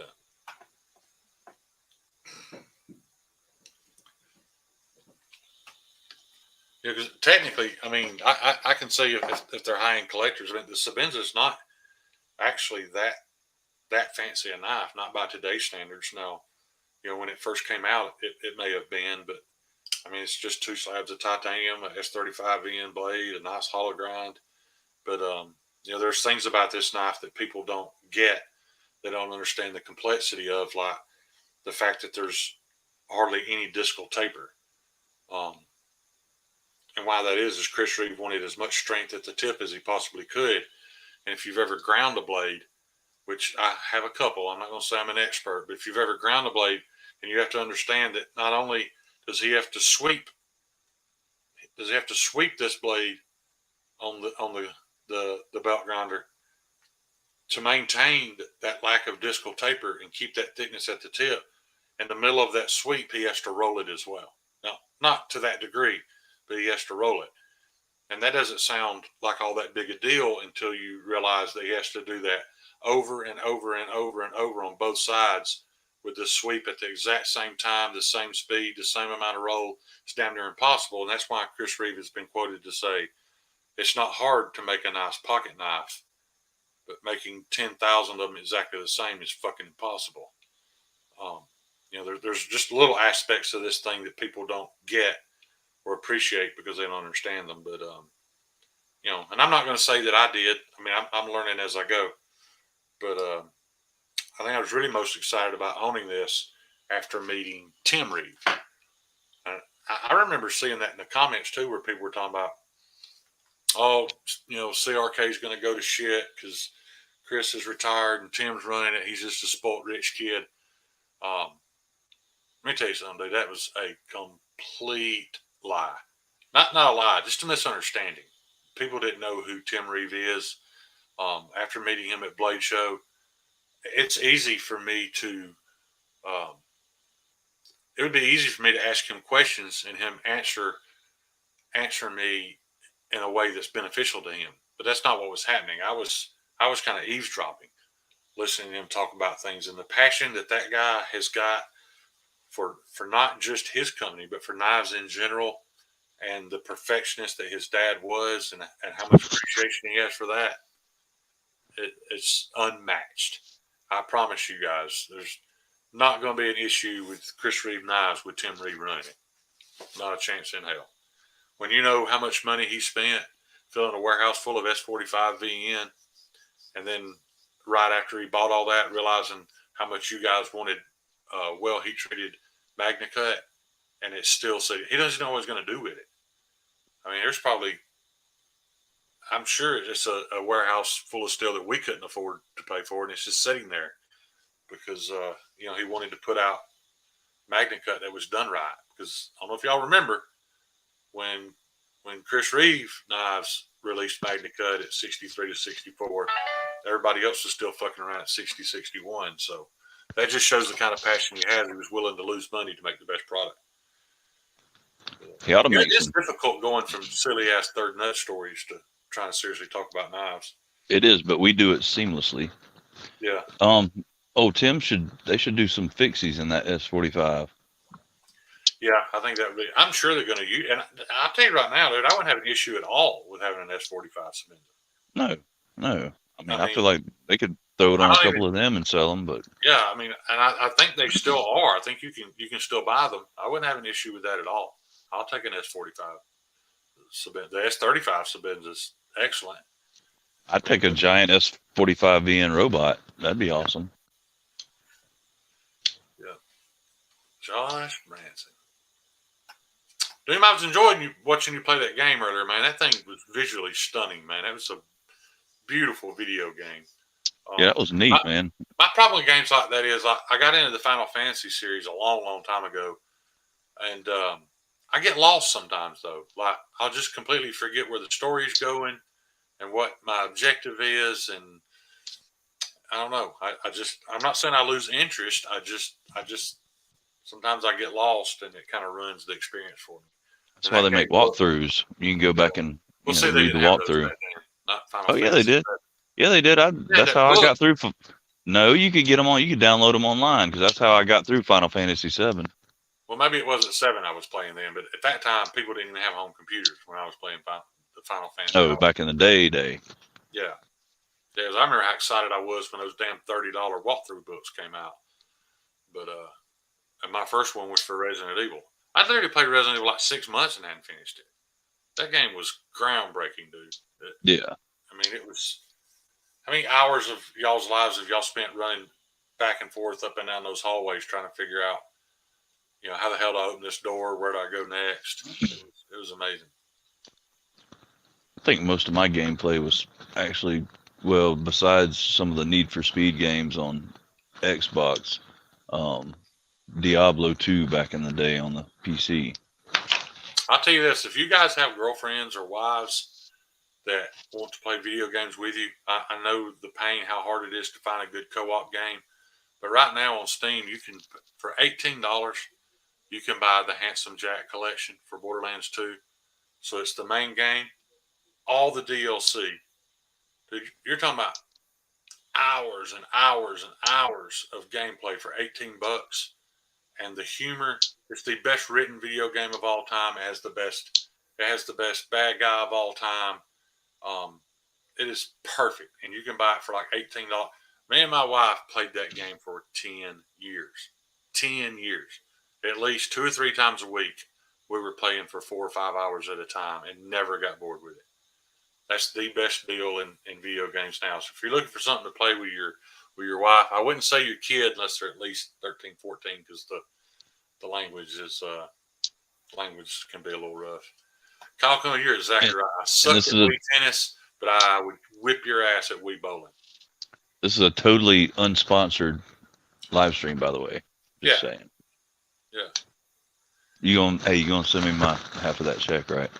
Oh yeah, absolutely. Okay, I'll appreciate send you half of everything I earn off this. it. There's some birds in here, Jason. What's You might want to go back and watch some of this later because I mean I don't want to brag, but I feel like there's some comedic gold back about 30 minutes ago that you missed out on that has nothing to do with Lefty. Yeah. Showing my and age. that's in no way, shape, or form a ploy to try and get more watch hours. You literally should, because Yeah, yeah. If you want to hear, my stomach's hurting. I have a feeling I'm going to regret this one day. I can only. No, I think I fried Patina Turner's brain even trying to figure out what to caption from this live. It's, like, no, it's just all the whole thing's a fucking banger. he, he's shorting out over there. There's little Yeah. sparks coming out of his head, but It's no, no, partially his fault. I was like, there's no point in me being embarrassed at all because I can have a normal conversation and Patina's going to pull something out of it to embarrass me with. So might as well just share it all. damn I right, sucked. no regrets. Yeah, I sucked at sight bike. I loved that game, but I could never get good at it. Y'all remember though when you the first time you turned on Resident Evil and thought, "Oh my God, look at these graphics! It's never going to get better than this." And now you go back and look at it, and you're like, you know, did they film this to a fucking potato? I mean, it's horrible now, but man, back in the day, I thought that was as good as it was ever going to be. Dude, I thought that when the first PlayStation came out, I was like, dude, graphics can't get any better than this. Yeah, This is that's what the I'm talking about. pinnacle. Yeah, yeah. I remember. I'm glad you had a good time, buddy. I'll embarrass myself and share anything I can if you guys get a laugh out of it. It brings y'all some joy. Well, I can shoulder some of the embarrassment next time if you want. You don't have to carry it all, buddy. Yeah, yeah. I mean, that's really all life is, man. It's just a bunch of stories. It is. That's my favorite thing on TikTok right now. Y'all are giving me a hard time about this, but my softer side, I'm a huge fan of the movie Peanut Butter Falcon, and I feel like there's a line in that movie that is probably the best writing ever in movie history. Kyle, insert peanut butter joke here. Yeah, and it's when he asks Shia LaBeouf, "Am I gonna die?" And Shia turns around and is like, "Well, of course you are. It's a matter of time, but that's not what matters. All that matters is they got cool stories to tell about you when you're gone." So yeah, that's all life is, man. It's just us collecting stories. And I promise you, if they're embellished or bullshit, I'll tell you because I don't have to embellish them or bullshit. I've had some crazy experiences. Peanut butter pancakes, baby. Yeah. Have you seen Peanut Butter Falcon, John? I have not. Dude, it is a beautiful, beautiful movie. Is Ron Jeremy in it? No. Oh, well, I ain't watching it. Yeah, you'll like it, man. If you've got a heart at all, it's just it's a beautiful movie. I'll definitely check it out. I've never even heard of it, to be honest with you. It kind of went on. Oh, and my boy's in it too. Yellow Wolf's in it. Oh shit. Yeah, he plays Rat Boy. He's kind of a punk in that movie. Yeah. When did it come out? Oh gosh, it's been out at least 5-6 years. Oh, okay. I mean, it was before the Shia LaBeouf domestic violence incident. Because Hollywood won't even employ him now after that. No. But keep in mind that girl married him. So it's her fault. No, I'm just saying he got his life together. He admits that. Yeah. She saved him because he was on a pretty toxic path. No, everybody fucks up, man, and can't fault somebody for that, especially when they better themselves. Speaking of which, have any of you guys been following the Dana White drama about him slapping his wife on film New Year's Eve?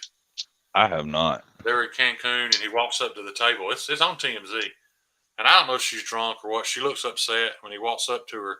She slaps the taste out of his mouth. and he Wait, she reaches out. slapped him? She slapped him. So Uh-huh. he reaches out when he gets about 12 inches from her face. He kind of, I mean, dude, Dana White's a steroid freak. He could have knocked her head off her shoulders if he wanted to, but he just kind of pops her. But it was caught on film. So everybody's trying to cancel Dana White and all this stuff. And dude, he hasn't made any excuses for himself. He's like, it's unacceptable. You know, never should have happened. There are no excuses. Don't defend me. Blah blah blah. And it's just funny because if you watch the post-fight press conference from this last UFC event, uh, you can tell he's getting aggravated because the reporters aren't wanting to talk about the fight. They're trying to bait him, you know. Right. That dude is fucking unshakable. I mean, you just you can tell these reporters are trying to make a name for themselves, by rattling Dana White. Just could not do it, man. He was like, "What do She you want?" fired first. Like, what do y'all want? They're like, well, I mean, you mentioned that there's repercussions in your personal life, but there haven't been any in your professional life. He was like, okay, my personal life's all that matters. He's like, I could have walked away from this shit in 2016. I don't need this money. What do you want? And that just made me think how great that must feel to know that you can walk away and there's nothing to threaten you with. You know what I mean? They can't. Yeah. What are you gonna do to him? So we're gonna talk about Andrew Tate next. Like it seems like that's the direction I this don't. live I stream's don't going. know. I don't know the details of that, and I don't like to talk about things until I've kind of avoided it. I find it a little hard to believe, though. I don't know. Yeah.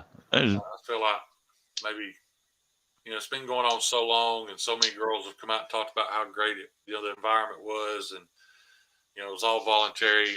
I just feel like in this day's world, it's really easy for somebody to get pissed off and want to destroy you. So I stay away Yeah. from that shit. Yeah, I feel you. Yeah. And I mean, there's three sides to every story anyway. So. Yeah. Kevin said totally missed the beginning. Any reason Shane isn't wearing a shirt? Who did? Kevin. It's because he hates you, Kev. Yeah, I was dressed for the occasion, buddy. You're damn right. Full on Kev roasting. I ain't Yeah, wearing a shirt for this. I even had my mullet on, dude. This is how it started, just like this right here. Well, see, he said he knew how sweaty it was going to make him to talk shit about you, so. Yeah. I he can't went believe without you the waited shirt. this long, man. You just sat back and didn't even participate. But you'll have to go back and rewatch it, I guess. Find out all the beans I've spilled while you weren't here. It has something to do with a finger in his ass as well, so. There was a discussion about a finger in the ass and a third testes and you and why I hate you and all that good shit. So you missed out, buddy. Yep, he sent me his shirt. I'm sure Kevin was over watching Bees, taking notes on how to do his next review. Sure, that's where he's been. Steve said, Kev, apparently you stuck your finger up his butt and played with his sack, and he is pissed. I might as well cover that while I'm at it too, because I've been questioned about that a few times. Some people seem to think that I hate bees. I do not hate bees. I'll tell you how I keep myself from disliking bees. It's because bees is not a knife guy. Bees is not the knife community. Bees is not a knife reviewer. Bees is a infomercial. He's a salesman. He has a recipe for a very successful channel. He's probably making lots of money, and good for him. But if you go there to hang out with your buddies and you like Bees' personality, hey man, that's fine. Just keep in mind, he don't know his ass from a hole in the ground. So that's all I got to say about that. The dude can sell some product, no doubt about it. 100%. And I don't know. I try to look at it in the vein of, is he hurting anybody? When I decide whether or not I just really despise something that's going on. And I mean, he's not really hurting anybody, but then again, he's not like new people coming in. That's the first channel they see, the videos they're watching. They think every $20-$30 knife. Your throat. Yeah. I'm not even subscribed to him. And literally every time I watch a video, If I don't back out and pick something else, he comes on. Not even Yeah. subscribed to the channel. And it 3 times today. I walked out of the room. I came back in and Bees was on. And I said, and I agree with you. I don't know that he's hurting anything, but I think I got wrapped up in the fact that I was trying to break it down to whether or not he was being dishonest by recommending things Well, then that's that are inferior to a lesser yeah. price product. Yeah, and And that's what I was getting at. The in a way he is hurting the new yeah, people. If that's their first experience with it, they're going to go out and buy these knives on his recommendation, yeah, and it may or may not be a shitty ass knife. It's just because he says the same thing about every knife that comes through. right. It's great. It's And like wonderful. I said, if you do that long enough, then you're dishonest. You've lied about something. But my point, John, how I got over it and how I'm not upset at him is because um, I don't think that content is for us. No, And by us, I mean this community that wants the best we can get for our money. And if it was like people watched his channel, it's like I've got $30. I'm going to buy one knife. I'm never going to purchase another one. yeah, And he made a video and said, "Hey, in my opinion, the right P801B is the best knife $28 can buy." First of all, I would agree with him on that. right, Chinese made, but it is the best knife $28 can buy. But that means there would be no point in him making any other videos because once he said that, by mine and your standards, he should never film another video. right. So I get it. It's Well, I just mean, not for me. what I've it is. always It's seen the just best. paid advertisement. Right. It's he's being paid to advertise knives, and Right. He's it being is paid like and I'm not. So, yeah, how do you argue with that? The no, guy's making good money. I don't have a problem with people having affiliate links. I don't even care if companies are just outright writing him a check to say nice things because, we live in a world full of that. yeah, And I think it's a little pretentious to think that our community should be immune from it. I mean, Tom Brady was paid millions of dollars to push that NFT shit that people lost all their money on. that I'm not bastard. mad at Tom Brady. He took a check. Like Yeah, everybody takes a check. Everybody's for sale now. we know certain parts of Shane are for sale. Yeah.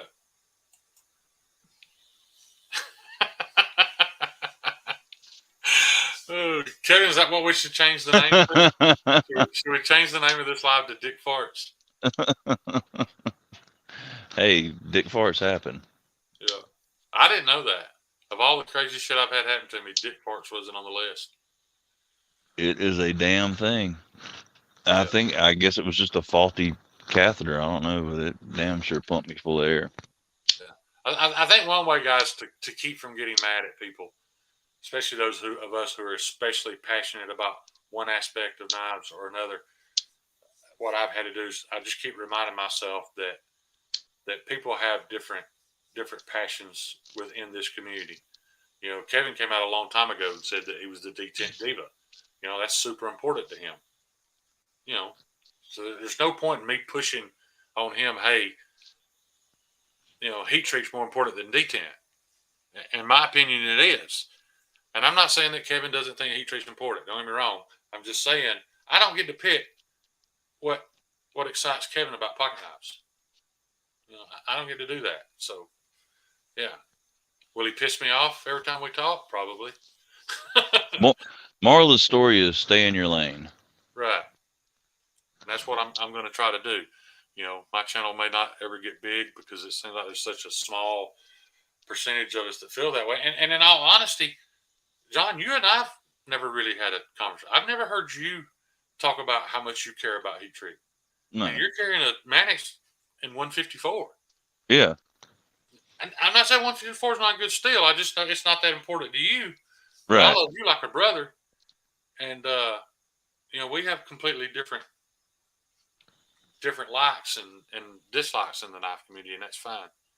Well, I mean, honestly, and when we talk, when we like talk on the phone, we don't talk about heat treat knives, and I mean, talk about bullshit, whatever's going on in our lives. So Josh, that's you're not the right. But when we've had conversations where I've brought up certain aspects that I thought were misleading, So when you use the excuse of, well, I'm just trying to expose new people to the knife community to as many options as possible, that excuse kind of goes out the window. If that's what you're saying your job is to do, then yeah, I just feel like that's a little bit dishonest. But once Yeah. again, you know, if you go by the way I was looking at it, you could make 4 or 5 videos and your YouTube career would be over. Because you could do best knife under 50, best under 80, best under 100, and you'd be done. And nobody wants to do that. However, that's kind of what I do. You know, I'm not making videos about anything unless it excites me for some reason. Kevin and I had a conversation about the Vero Axon, and I told him that that knife made me feel classier than I am, and he didn't get that at all. And I understand that, but you know, we just have different attachments to these inanimate objects, I guess.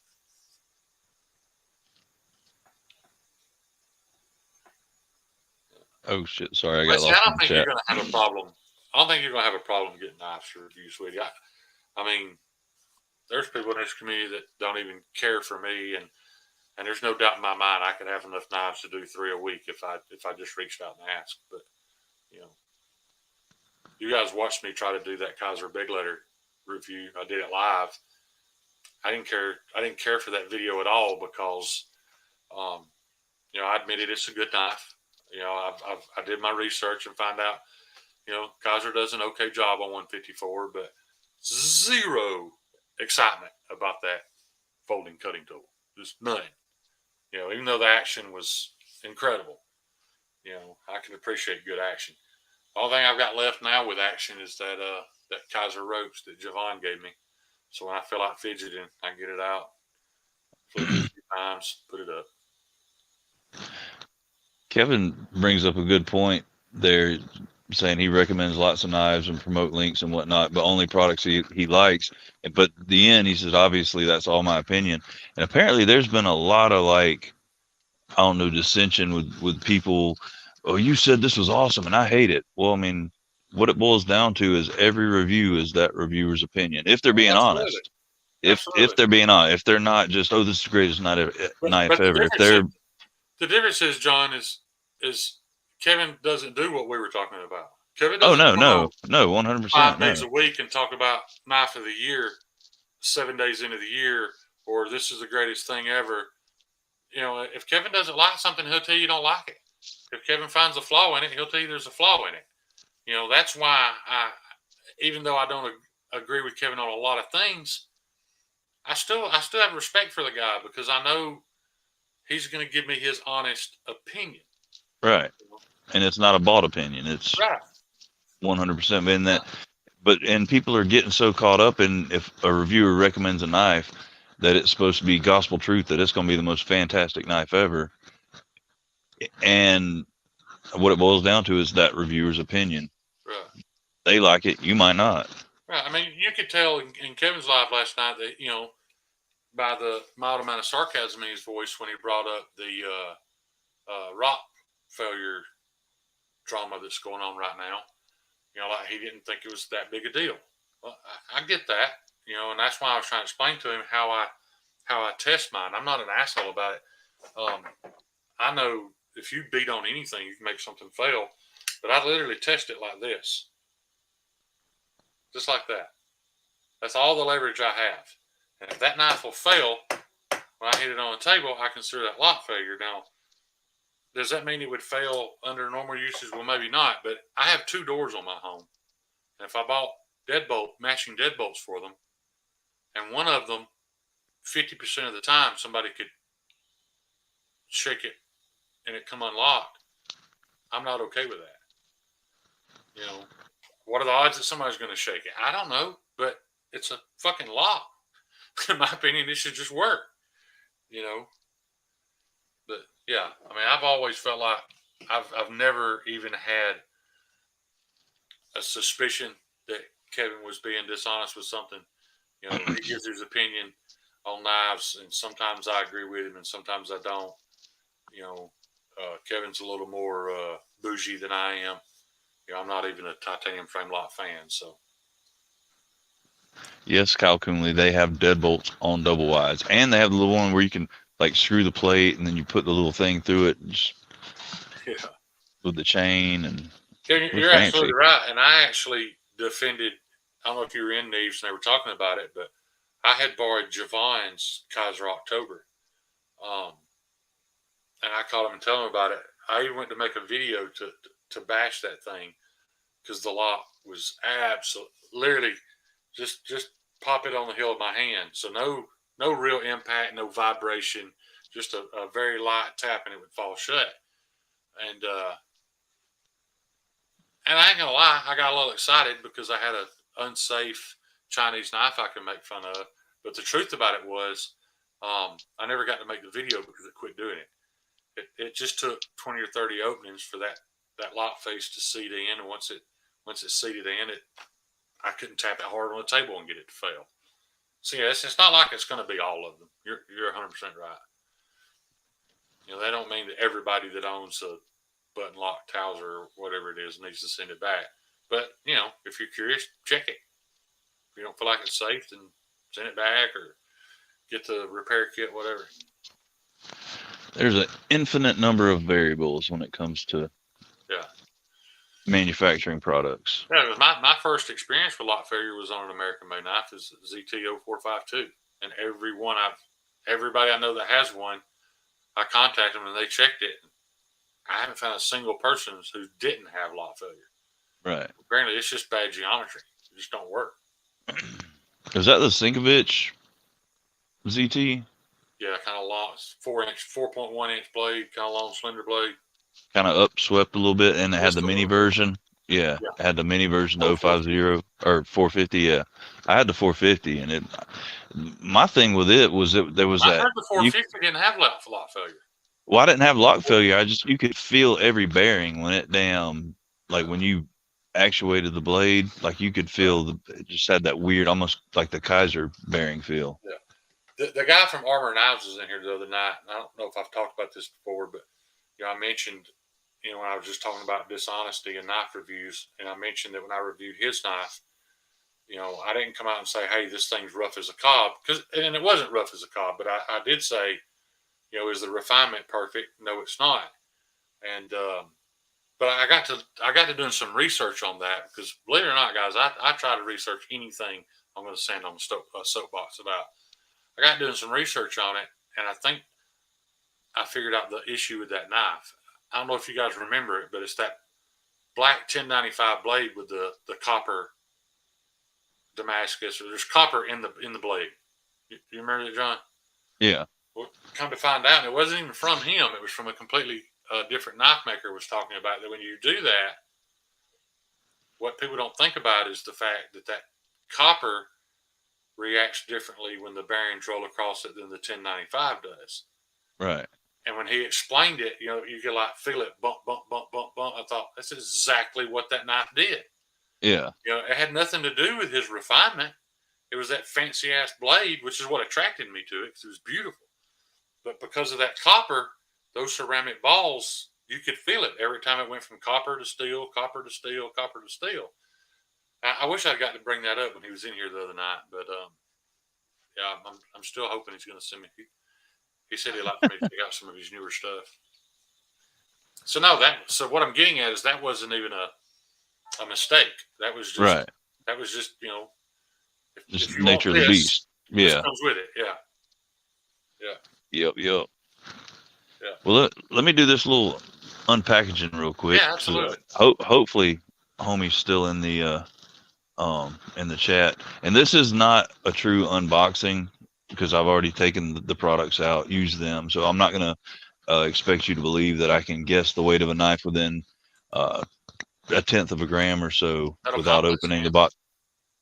Well, I mean, I kind of actually believe him, but there's another guy that without fail, within a tenth of a gram or so, he's guessing the weight of the knife unopened. Um, but this, I ordered this product from a member of our community, and I'm sure you'll probably recognize So the does little. Stevie Phillips. Oh, that's old Stevie Phillips. That is Stevie God, what Wonder a Woman beautiful man. himself. He is gorgeous beard, very cuddly. Um, but what I want to, so the packaging on this is fucking amazing. I mean, first off, you get a cloth sack with all these cool stamp logos on it, Yeah. but then he puts everything inside in bubble wrap packages. And this one right here, dude, there, so and it may be because I was stoned at the time, but it took me 10 minutes to get this bottle out of this little, and it wasn't stuck or sticky. It was friction. And it just like the way it sucked to the bottle, I'd pull it a little bit. I'm like, God damn it, I like when a it's little tight bit enough more. to create a little suction and really Yeah, and it wrap around and grab hold. make makes them macaroni noises. Yeah. But oh, just doing it now. See, I can't. There it goes. But got a little beard oil, and so these are the products that I paid for, and I believe I got more or equal money's worth in stickers and swag as I did products. So like win-win.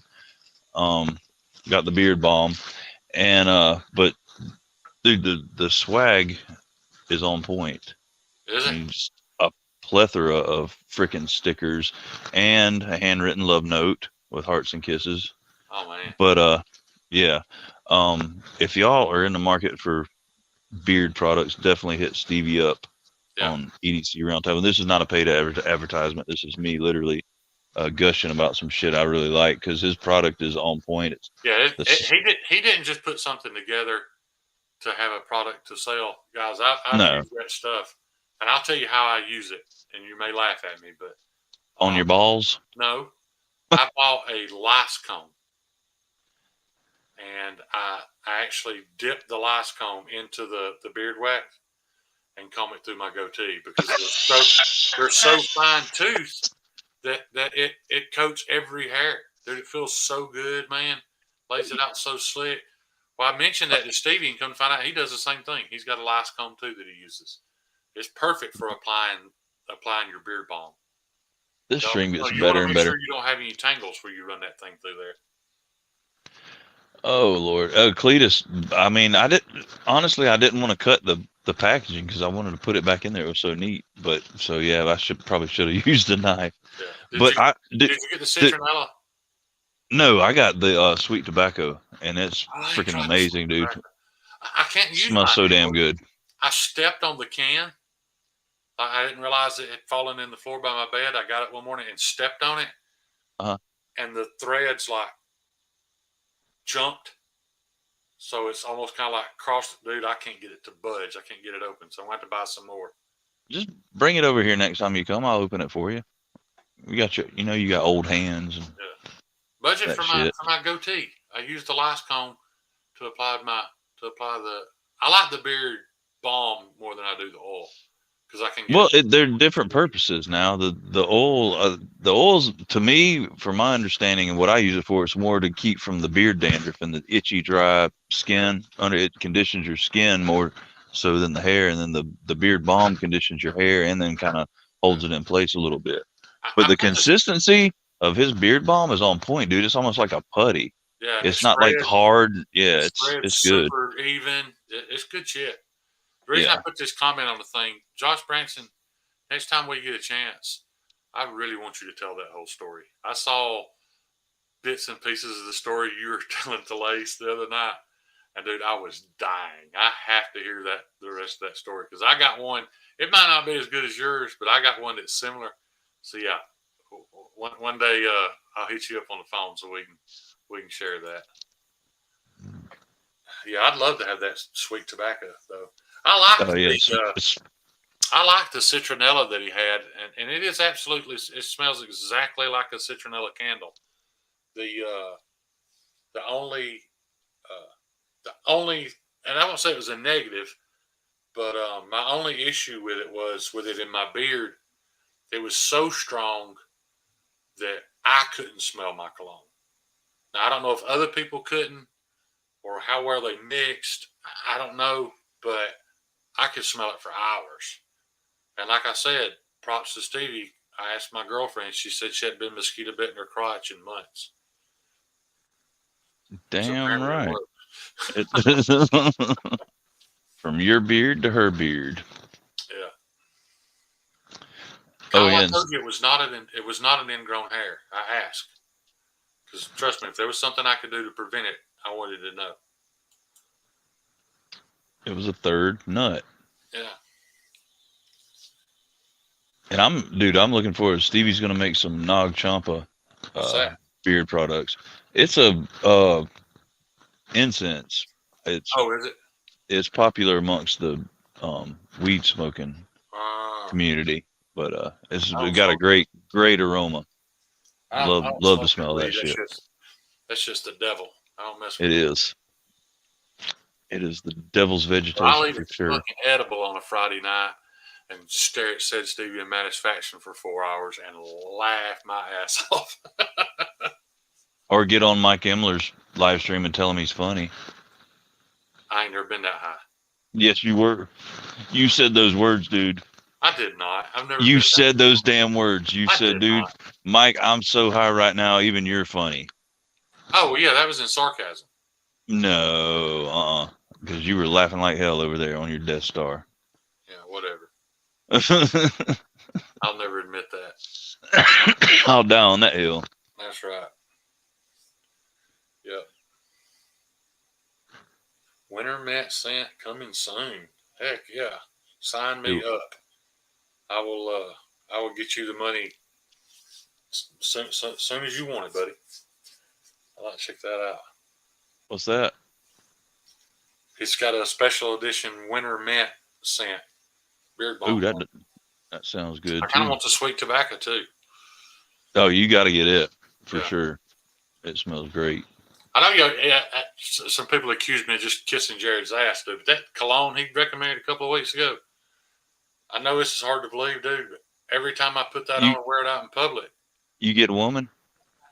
I don't get a woman, but I get compliments from women.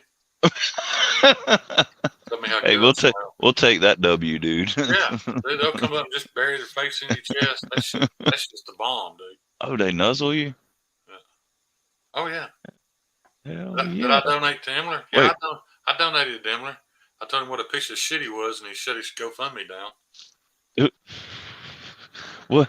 So what? Wait, what was the cologne? Don't leave us hanging. It's the I want to get. it's the it's the generic version of shit. I forget it every time. Oh, I you can't read bastard! the name. It's not Savage. Maybe it is Savage. Yeah, I think it's the knockoff version of Savage. Shit, I want to get nuzzled. It's good stuff.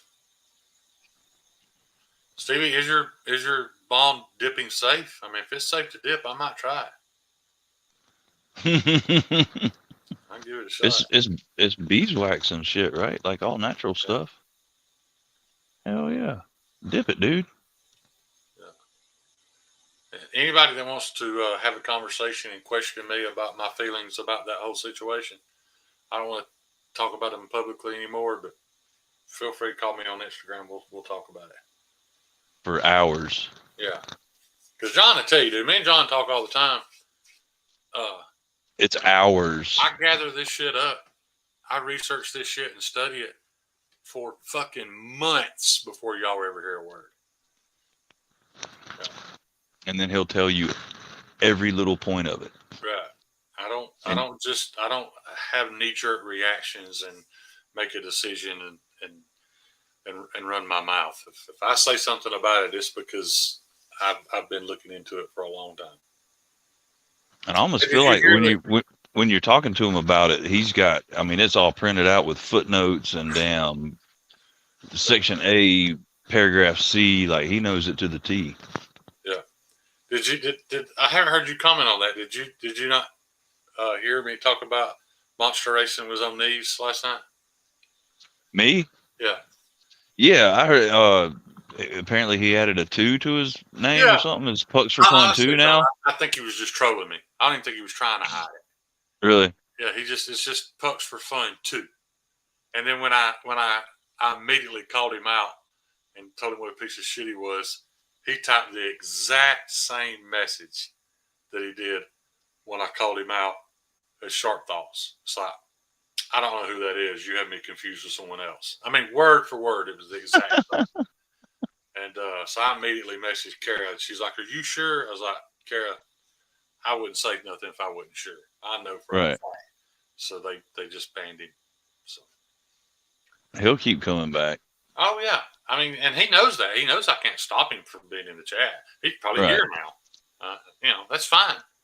I just don't want him to be able to enjoy any of the you know The spoils. right. What was this? I got two Chinese bangers on the way. Shane, you'll be thrilled. What are they? Well, he's getting the MBK warranty that you want. Almighty, I want that. Yeah, I know he's got that one coming. Yeah. Because John's probably the only guy in here that's paid enough attention to remember my deal with Chinese knives. I never said I wasn't going to own any more Chinese knives. I said I wasn't going to own any more China. I wasn't going to purchase any more Chinese budget knives, and that keep me from being able to buy the American-made knives that I wanted. So I just stopped that moment. I never said I'd never own anymore. If it's a good knife, I'll own it. And I think that MBK, as far as my passion goes, because of the quality heat treat, is worth having.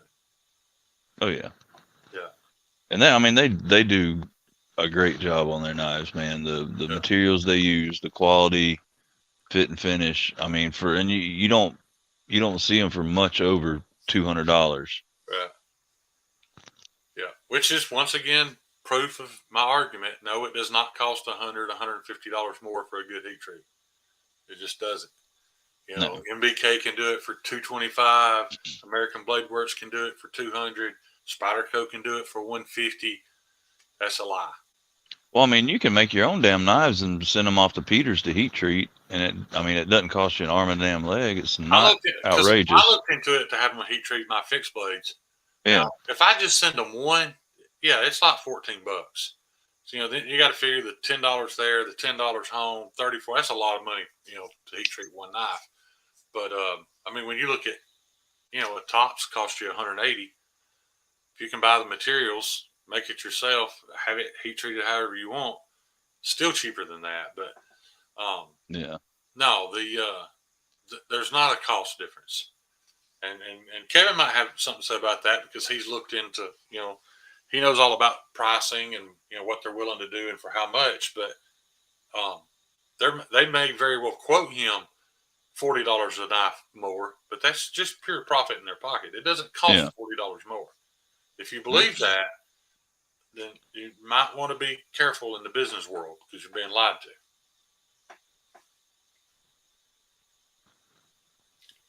There we go. We got the Said Stevie link right there.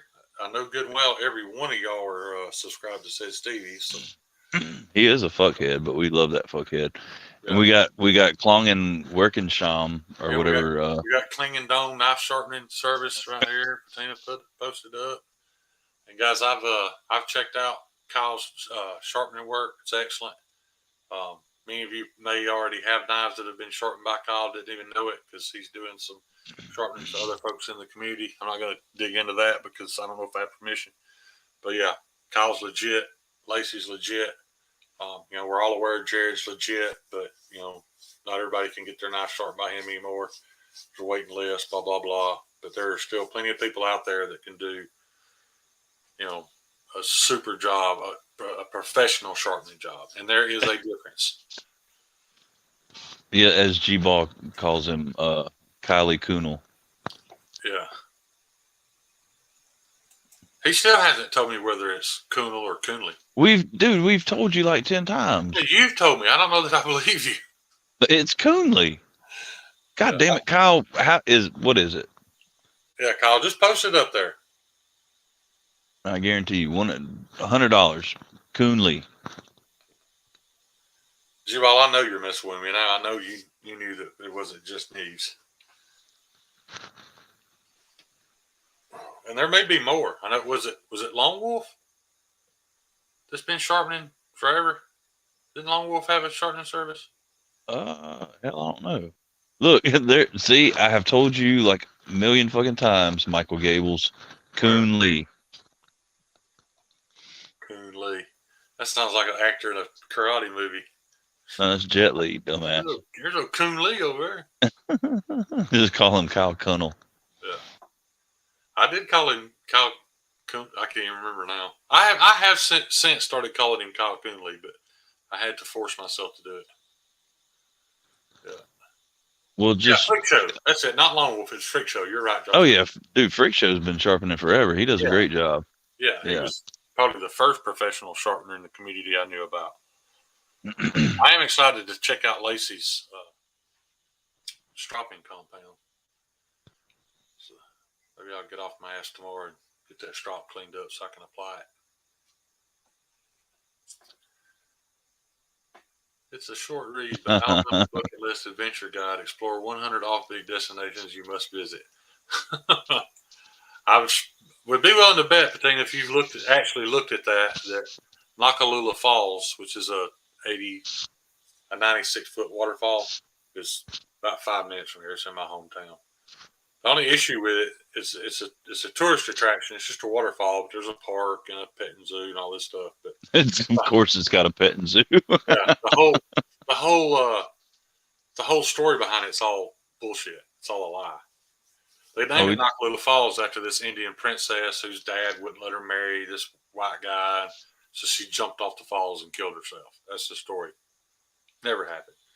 But it did get a lot of national attention a few years ago. You know those guys, those kayaking guys that go all over the country and kayak off of waterfalls? yeah. Well, My friend Peter up in Colorado does that shit. yeah. Well, they found out about how many gallons per second were going over the falls because apparently that has to be just right. It Yeah. has to create. I didn't realize that, but it's got to do with the air bubbles. Yeah. The water has to be falling hard enough to create these air bubbles that cushion when they hit. And apparently, we had a storm, and they knew it was going to be just right, dude. And they drove all night to get here, went off of it, went to jail, paid their fine, and went home. But it was all over the internet. It was a pretty big deal for this little tiny town if nothing ever really happens. But Yellow Wolf and kayaks. yeah, yellow wolves and kayaking off the Nakalula Falls. That waterfall is named after Shane's third nut packing. Yeah, Nakalula. Brrr. Brandon, I did. That's what I was just talking about. I hadn't had a chance to use it yet. My strop, I've got 1 micron gunny juice on one side, and I wanted something with a little more bite, so I got her 9 micron. Trust me, Lacey knows about bite, but anyway, Wait, what was that supposed to mean? I don't know. I just said it. But the opposite side of my strop has still got that old cheap green shit on it, and I don't really. You guys know how to clean that off? She told me just put some olive oil on my finger and rub it in a circular motion, and I got completely off track. Thinking about What? lubricant and circular motions, and I'm not even sure. I think she was bullshitting me, but yeah. Do you guys know how to clean that green aluminum oxide compound off of a strop? Oreo Dave says mineral oil. It's not many. I mean, I think we're right around 5,000 or something like that. It's not a big town. Now that's Rainbow City, right? Or is that Right, that's Gadsden? Gadsden. Yeah, so that's what's confusing. When you look up the population of Gadsden, it sounds a lot smaller than it is until you realize that, Gadsden, Rainbow City, Attila, Glencoe, Hoax Bluff, they're all, you cross the street, you're in a different town in some areas, but they're all pretty much combined. So it's not as tiny as it sounds, until you start breaking them up like that. But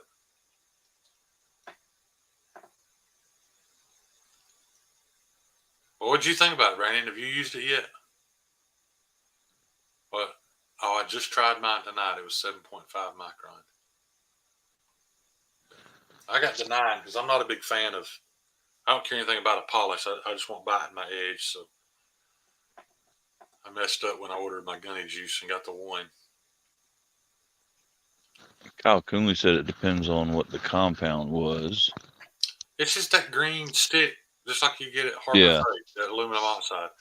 Oreo Dave saying mineral oil. JN said to warm it in the sun and scrape it gently. I wouldn't use food oils. I know I'm not using baby oil. I have a horrible baby oil story. I'm not no. We're all storied out for the night, Shane. Yeah, I'm not telling that one. I'll never tell that one on the internet. It's probably on the internet somewhere already. Scrape it gently. I'm assuming it's actual leather, JN. It is one of the cheap ones off of Amazon, but um, and I put it on there myself. Maybe a little too heavy, but I just never really felt like it does anything. Shane, Shane say old oil. Old oil. Oh, oh. Yeah, that's the Gunny Juice 1 micron. I've got a good coating of that on there. I did use a blow dryer to heat the leather up to apply that green, so maybe I could use a blow dryer to loosen it up to get it back off. Sounds legit. Uh, JN, I promise you, buddy, she was not ready for the baby oil. Horrible, horrible experience. Did you at least get her out of the parking lot before you stuck your finger in her butt? No, I'm positive I couldn't share that one on YouTube. That'd get me shut down for sure.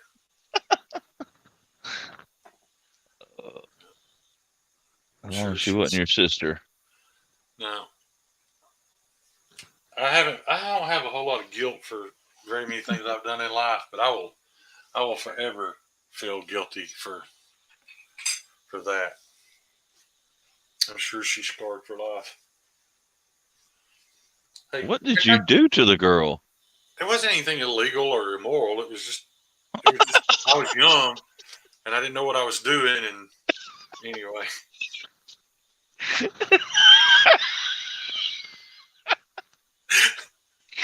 I got this knife.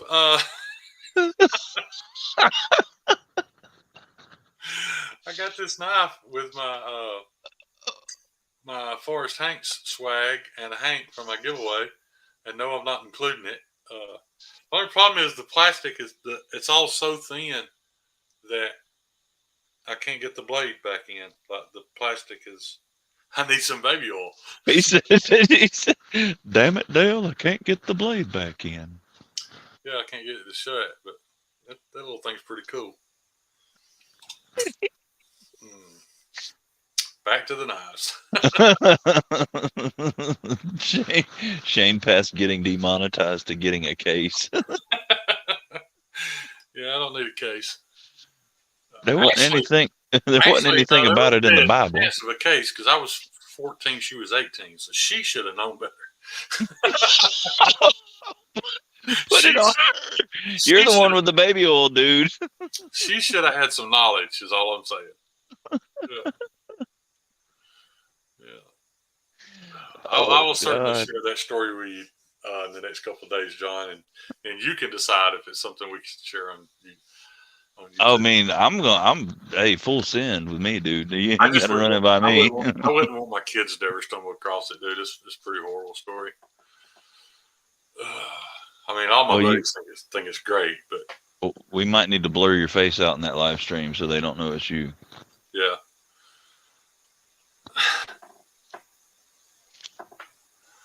Yeah. Don't worry, Josh Ranson. We're gonna hear it eventually. Yeah, I'll share it with you, Josh, when you tell me the butt plug story when I call you. Oh, there's a butt plug story. Yeah. Just put tape over your nipples. They'll never know it's you. Do what? Stevie said, just put tape over your nipples. They'll never know it's you.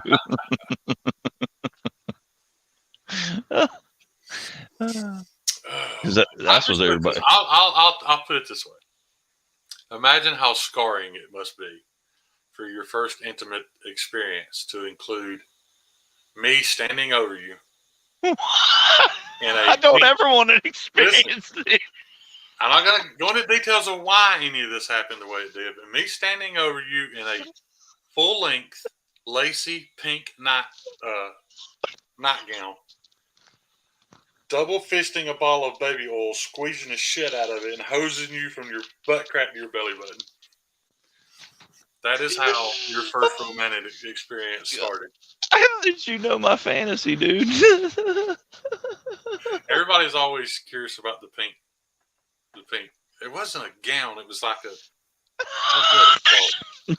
It's like a full length jacket, like women would put on the day. No, you can't switch it from gown to jacket, dude. It It wasn't don't a work like jacket. that. What is that? It's a house coat.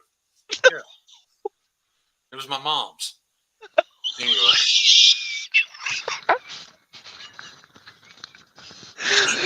And she said, "You said she woke up to that." no, she didn't. No, she didn't wake up to that. It'd been. We just weren't having any success. Had spent about a half an hour, and finally I realized what we need here is some extra lubrication. so, so you didn't have to run through the house naked. You grabbed your mom's house coat and threw Because it there were on. other people in the house. Right. And you ran to get the baby oil, Yeah, and then you came back and and I you forgot to didn't take it take off. you didn't take it off. Oh, So it was you on just throughout the entire you throughout. hosed it down and hosed her down and finished up, and Literally went. that that poor girl is in constant I'm therapy. sure she's a lesbian.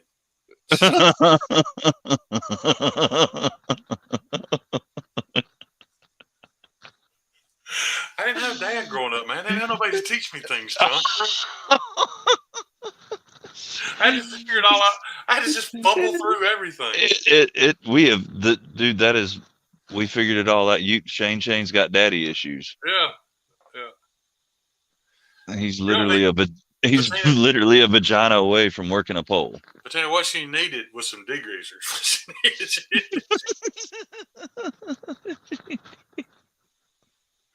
Shane needs Jesus. Oh man, yeah, you're right. I did.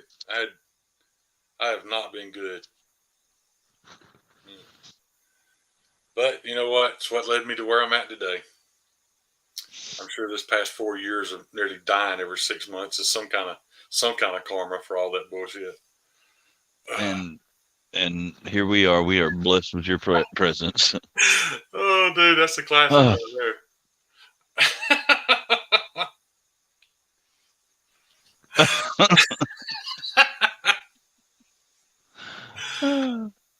Oh, wait.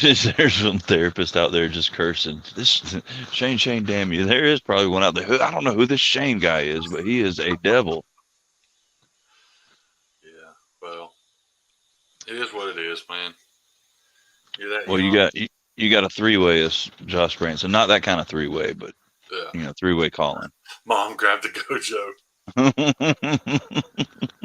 Yeah, that story gets way worse, but I can't. He gets worse than that. Yeah. It's bad, man. Your mom joined in? No, she was at work, Oh, okay. but before I knew it, she was 15 minutes from home. And it looked like somebody had slaughtered a pig on her bed. All that, all that blood mixed with all that baby oil. It's a fucking, it's a fucking nightmare, dude.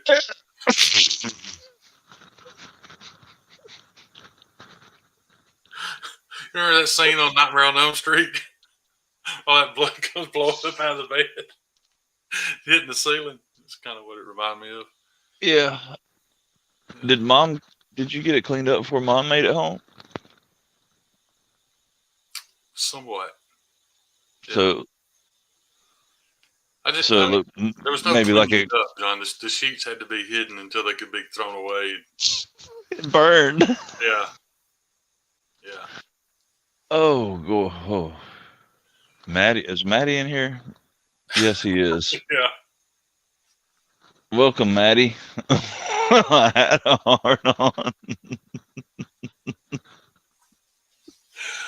Shane's mom got home and said, "Shane, did you kill another hooker in my bed?"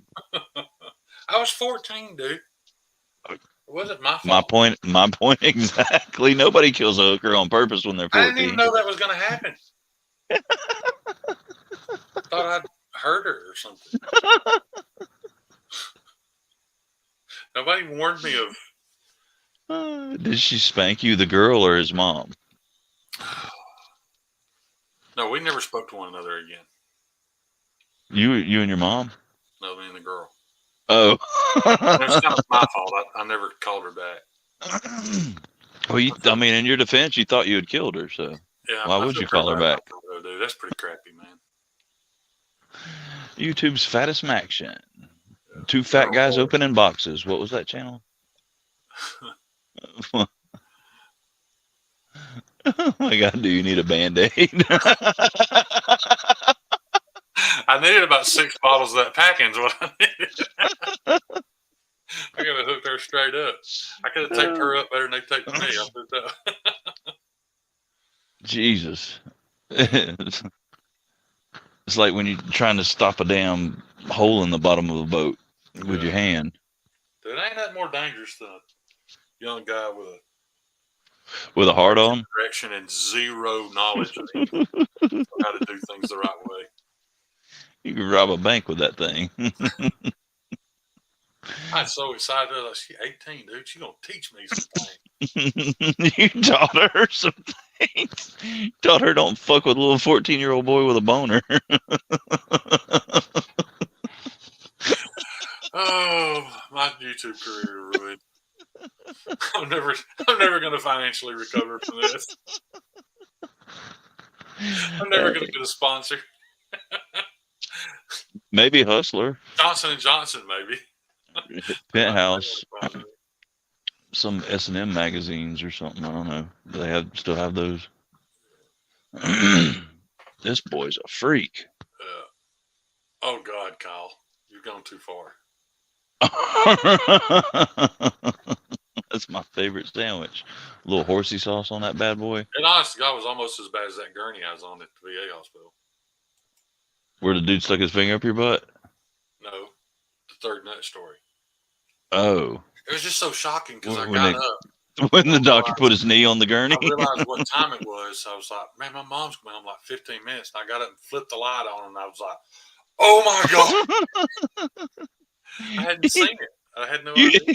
you didn't need one of them UV lights in that spray, did No, you? dude, no. You didn't need CSI to figure that one out. It was nasty. I didn't really have any real positive experiences for several years there. Kyle Kuhnel's heard my first porn experience story. That I've was heard that one. that was traumatic. Yeah. And since you brought it up, I think everybody else needs to hear it. I don't know if I can. You're gonna get me in so much trouble, dude. I mean, you done told us how you killed a 18-year-old hooker in your mom's bed while wearing your mom's house coat. So how much worse can it get? I was a lot better looking back then, though. But I don't think I was good looking enough to pull off the kimono or whatever that thing's called. Hey, no, you didn't pull it off. That was the problem. You left it on. No, I did. That's the thing. Like 30 minutes in, I'm like, is this supposed to take this long? And then I realized that I had on my mom's house coat. I think it was affecting my testosterone or something. So I took it off, and within about 30 seconds, I was done. It was ruined too. I ain't never seen that much blood, dude. I think somebody that got up and walked away. I thought surely the guy just gonna pass out. Something. Did you call her an Uber at least? Oh, wait, this didn't exist back then. You made her ass drive home. Well, I took her home. Oh, okay, okay. Well, I didn't. My buddy, who was 16 and the other side of the house with her best friend, we all got in his car and took them home. That's why I had to put on the house coat. Did he ever find out how close you came to murdering her? Oh, he had to help me. What, hide the sheets?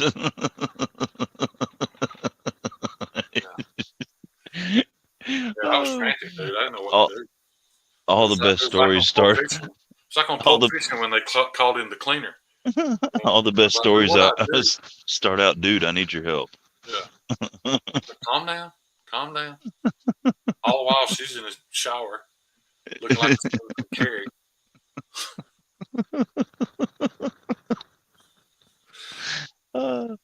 And that was actual pig's blood in Carrie, so.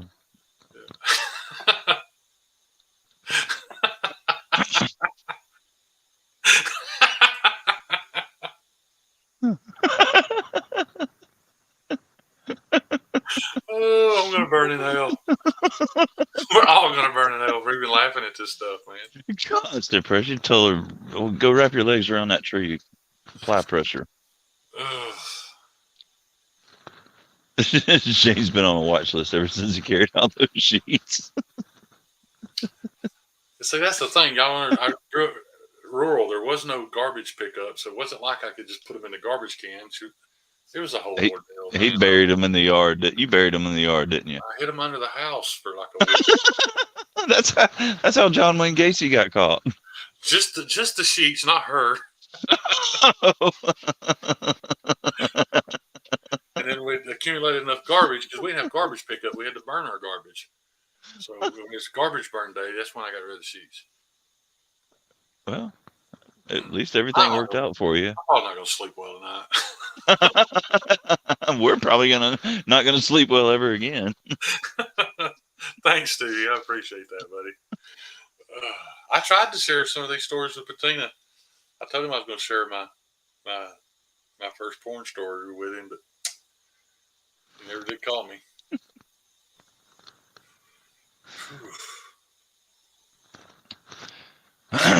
So you got any more knife shit to talk about? No, actually, I don't. And so we're gonna end on this, huh? Because I've been sitting in this chair for 2 hours and 41 minutes. So his aching hemorrhoids again. So it's not my hemorrhoids. It's just my butt bone.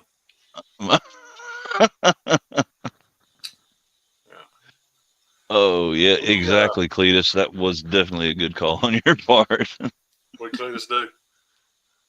Oh, he said that was a good call on his part, not hearing your stories. I've got some, dude. That's what I mean. I can't do anything without it turning into an episode. You know, nothing happens normally for me.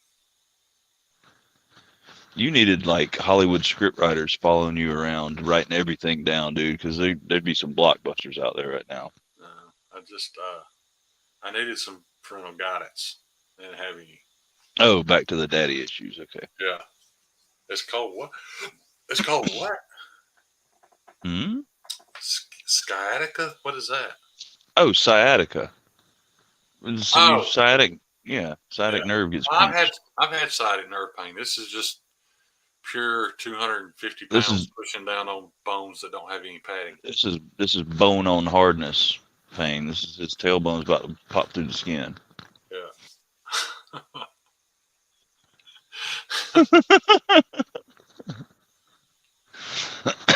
Well, you'd be surprised at the amount of people that Shane's booby tassels bring to the internet. So, yeah. But then I don't have any tassels on. But oh God, don't stand up! Don't stand up! Jesus Lord. Anyway, yeah. So you guys know I appreciate any amount of trauma you guys are willing to suffer through with me, and I love every one of you guys. Sorry for the clickbait, but I'm just an innocent bystander, but I love you guys too. We're suffering through this together. All right, guys. Deuces. Peace. Love y'all. Love y'all. It's gonna take him a minute.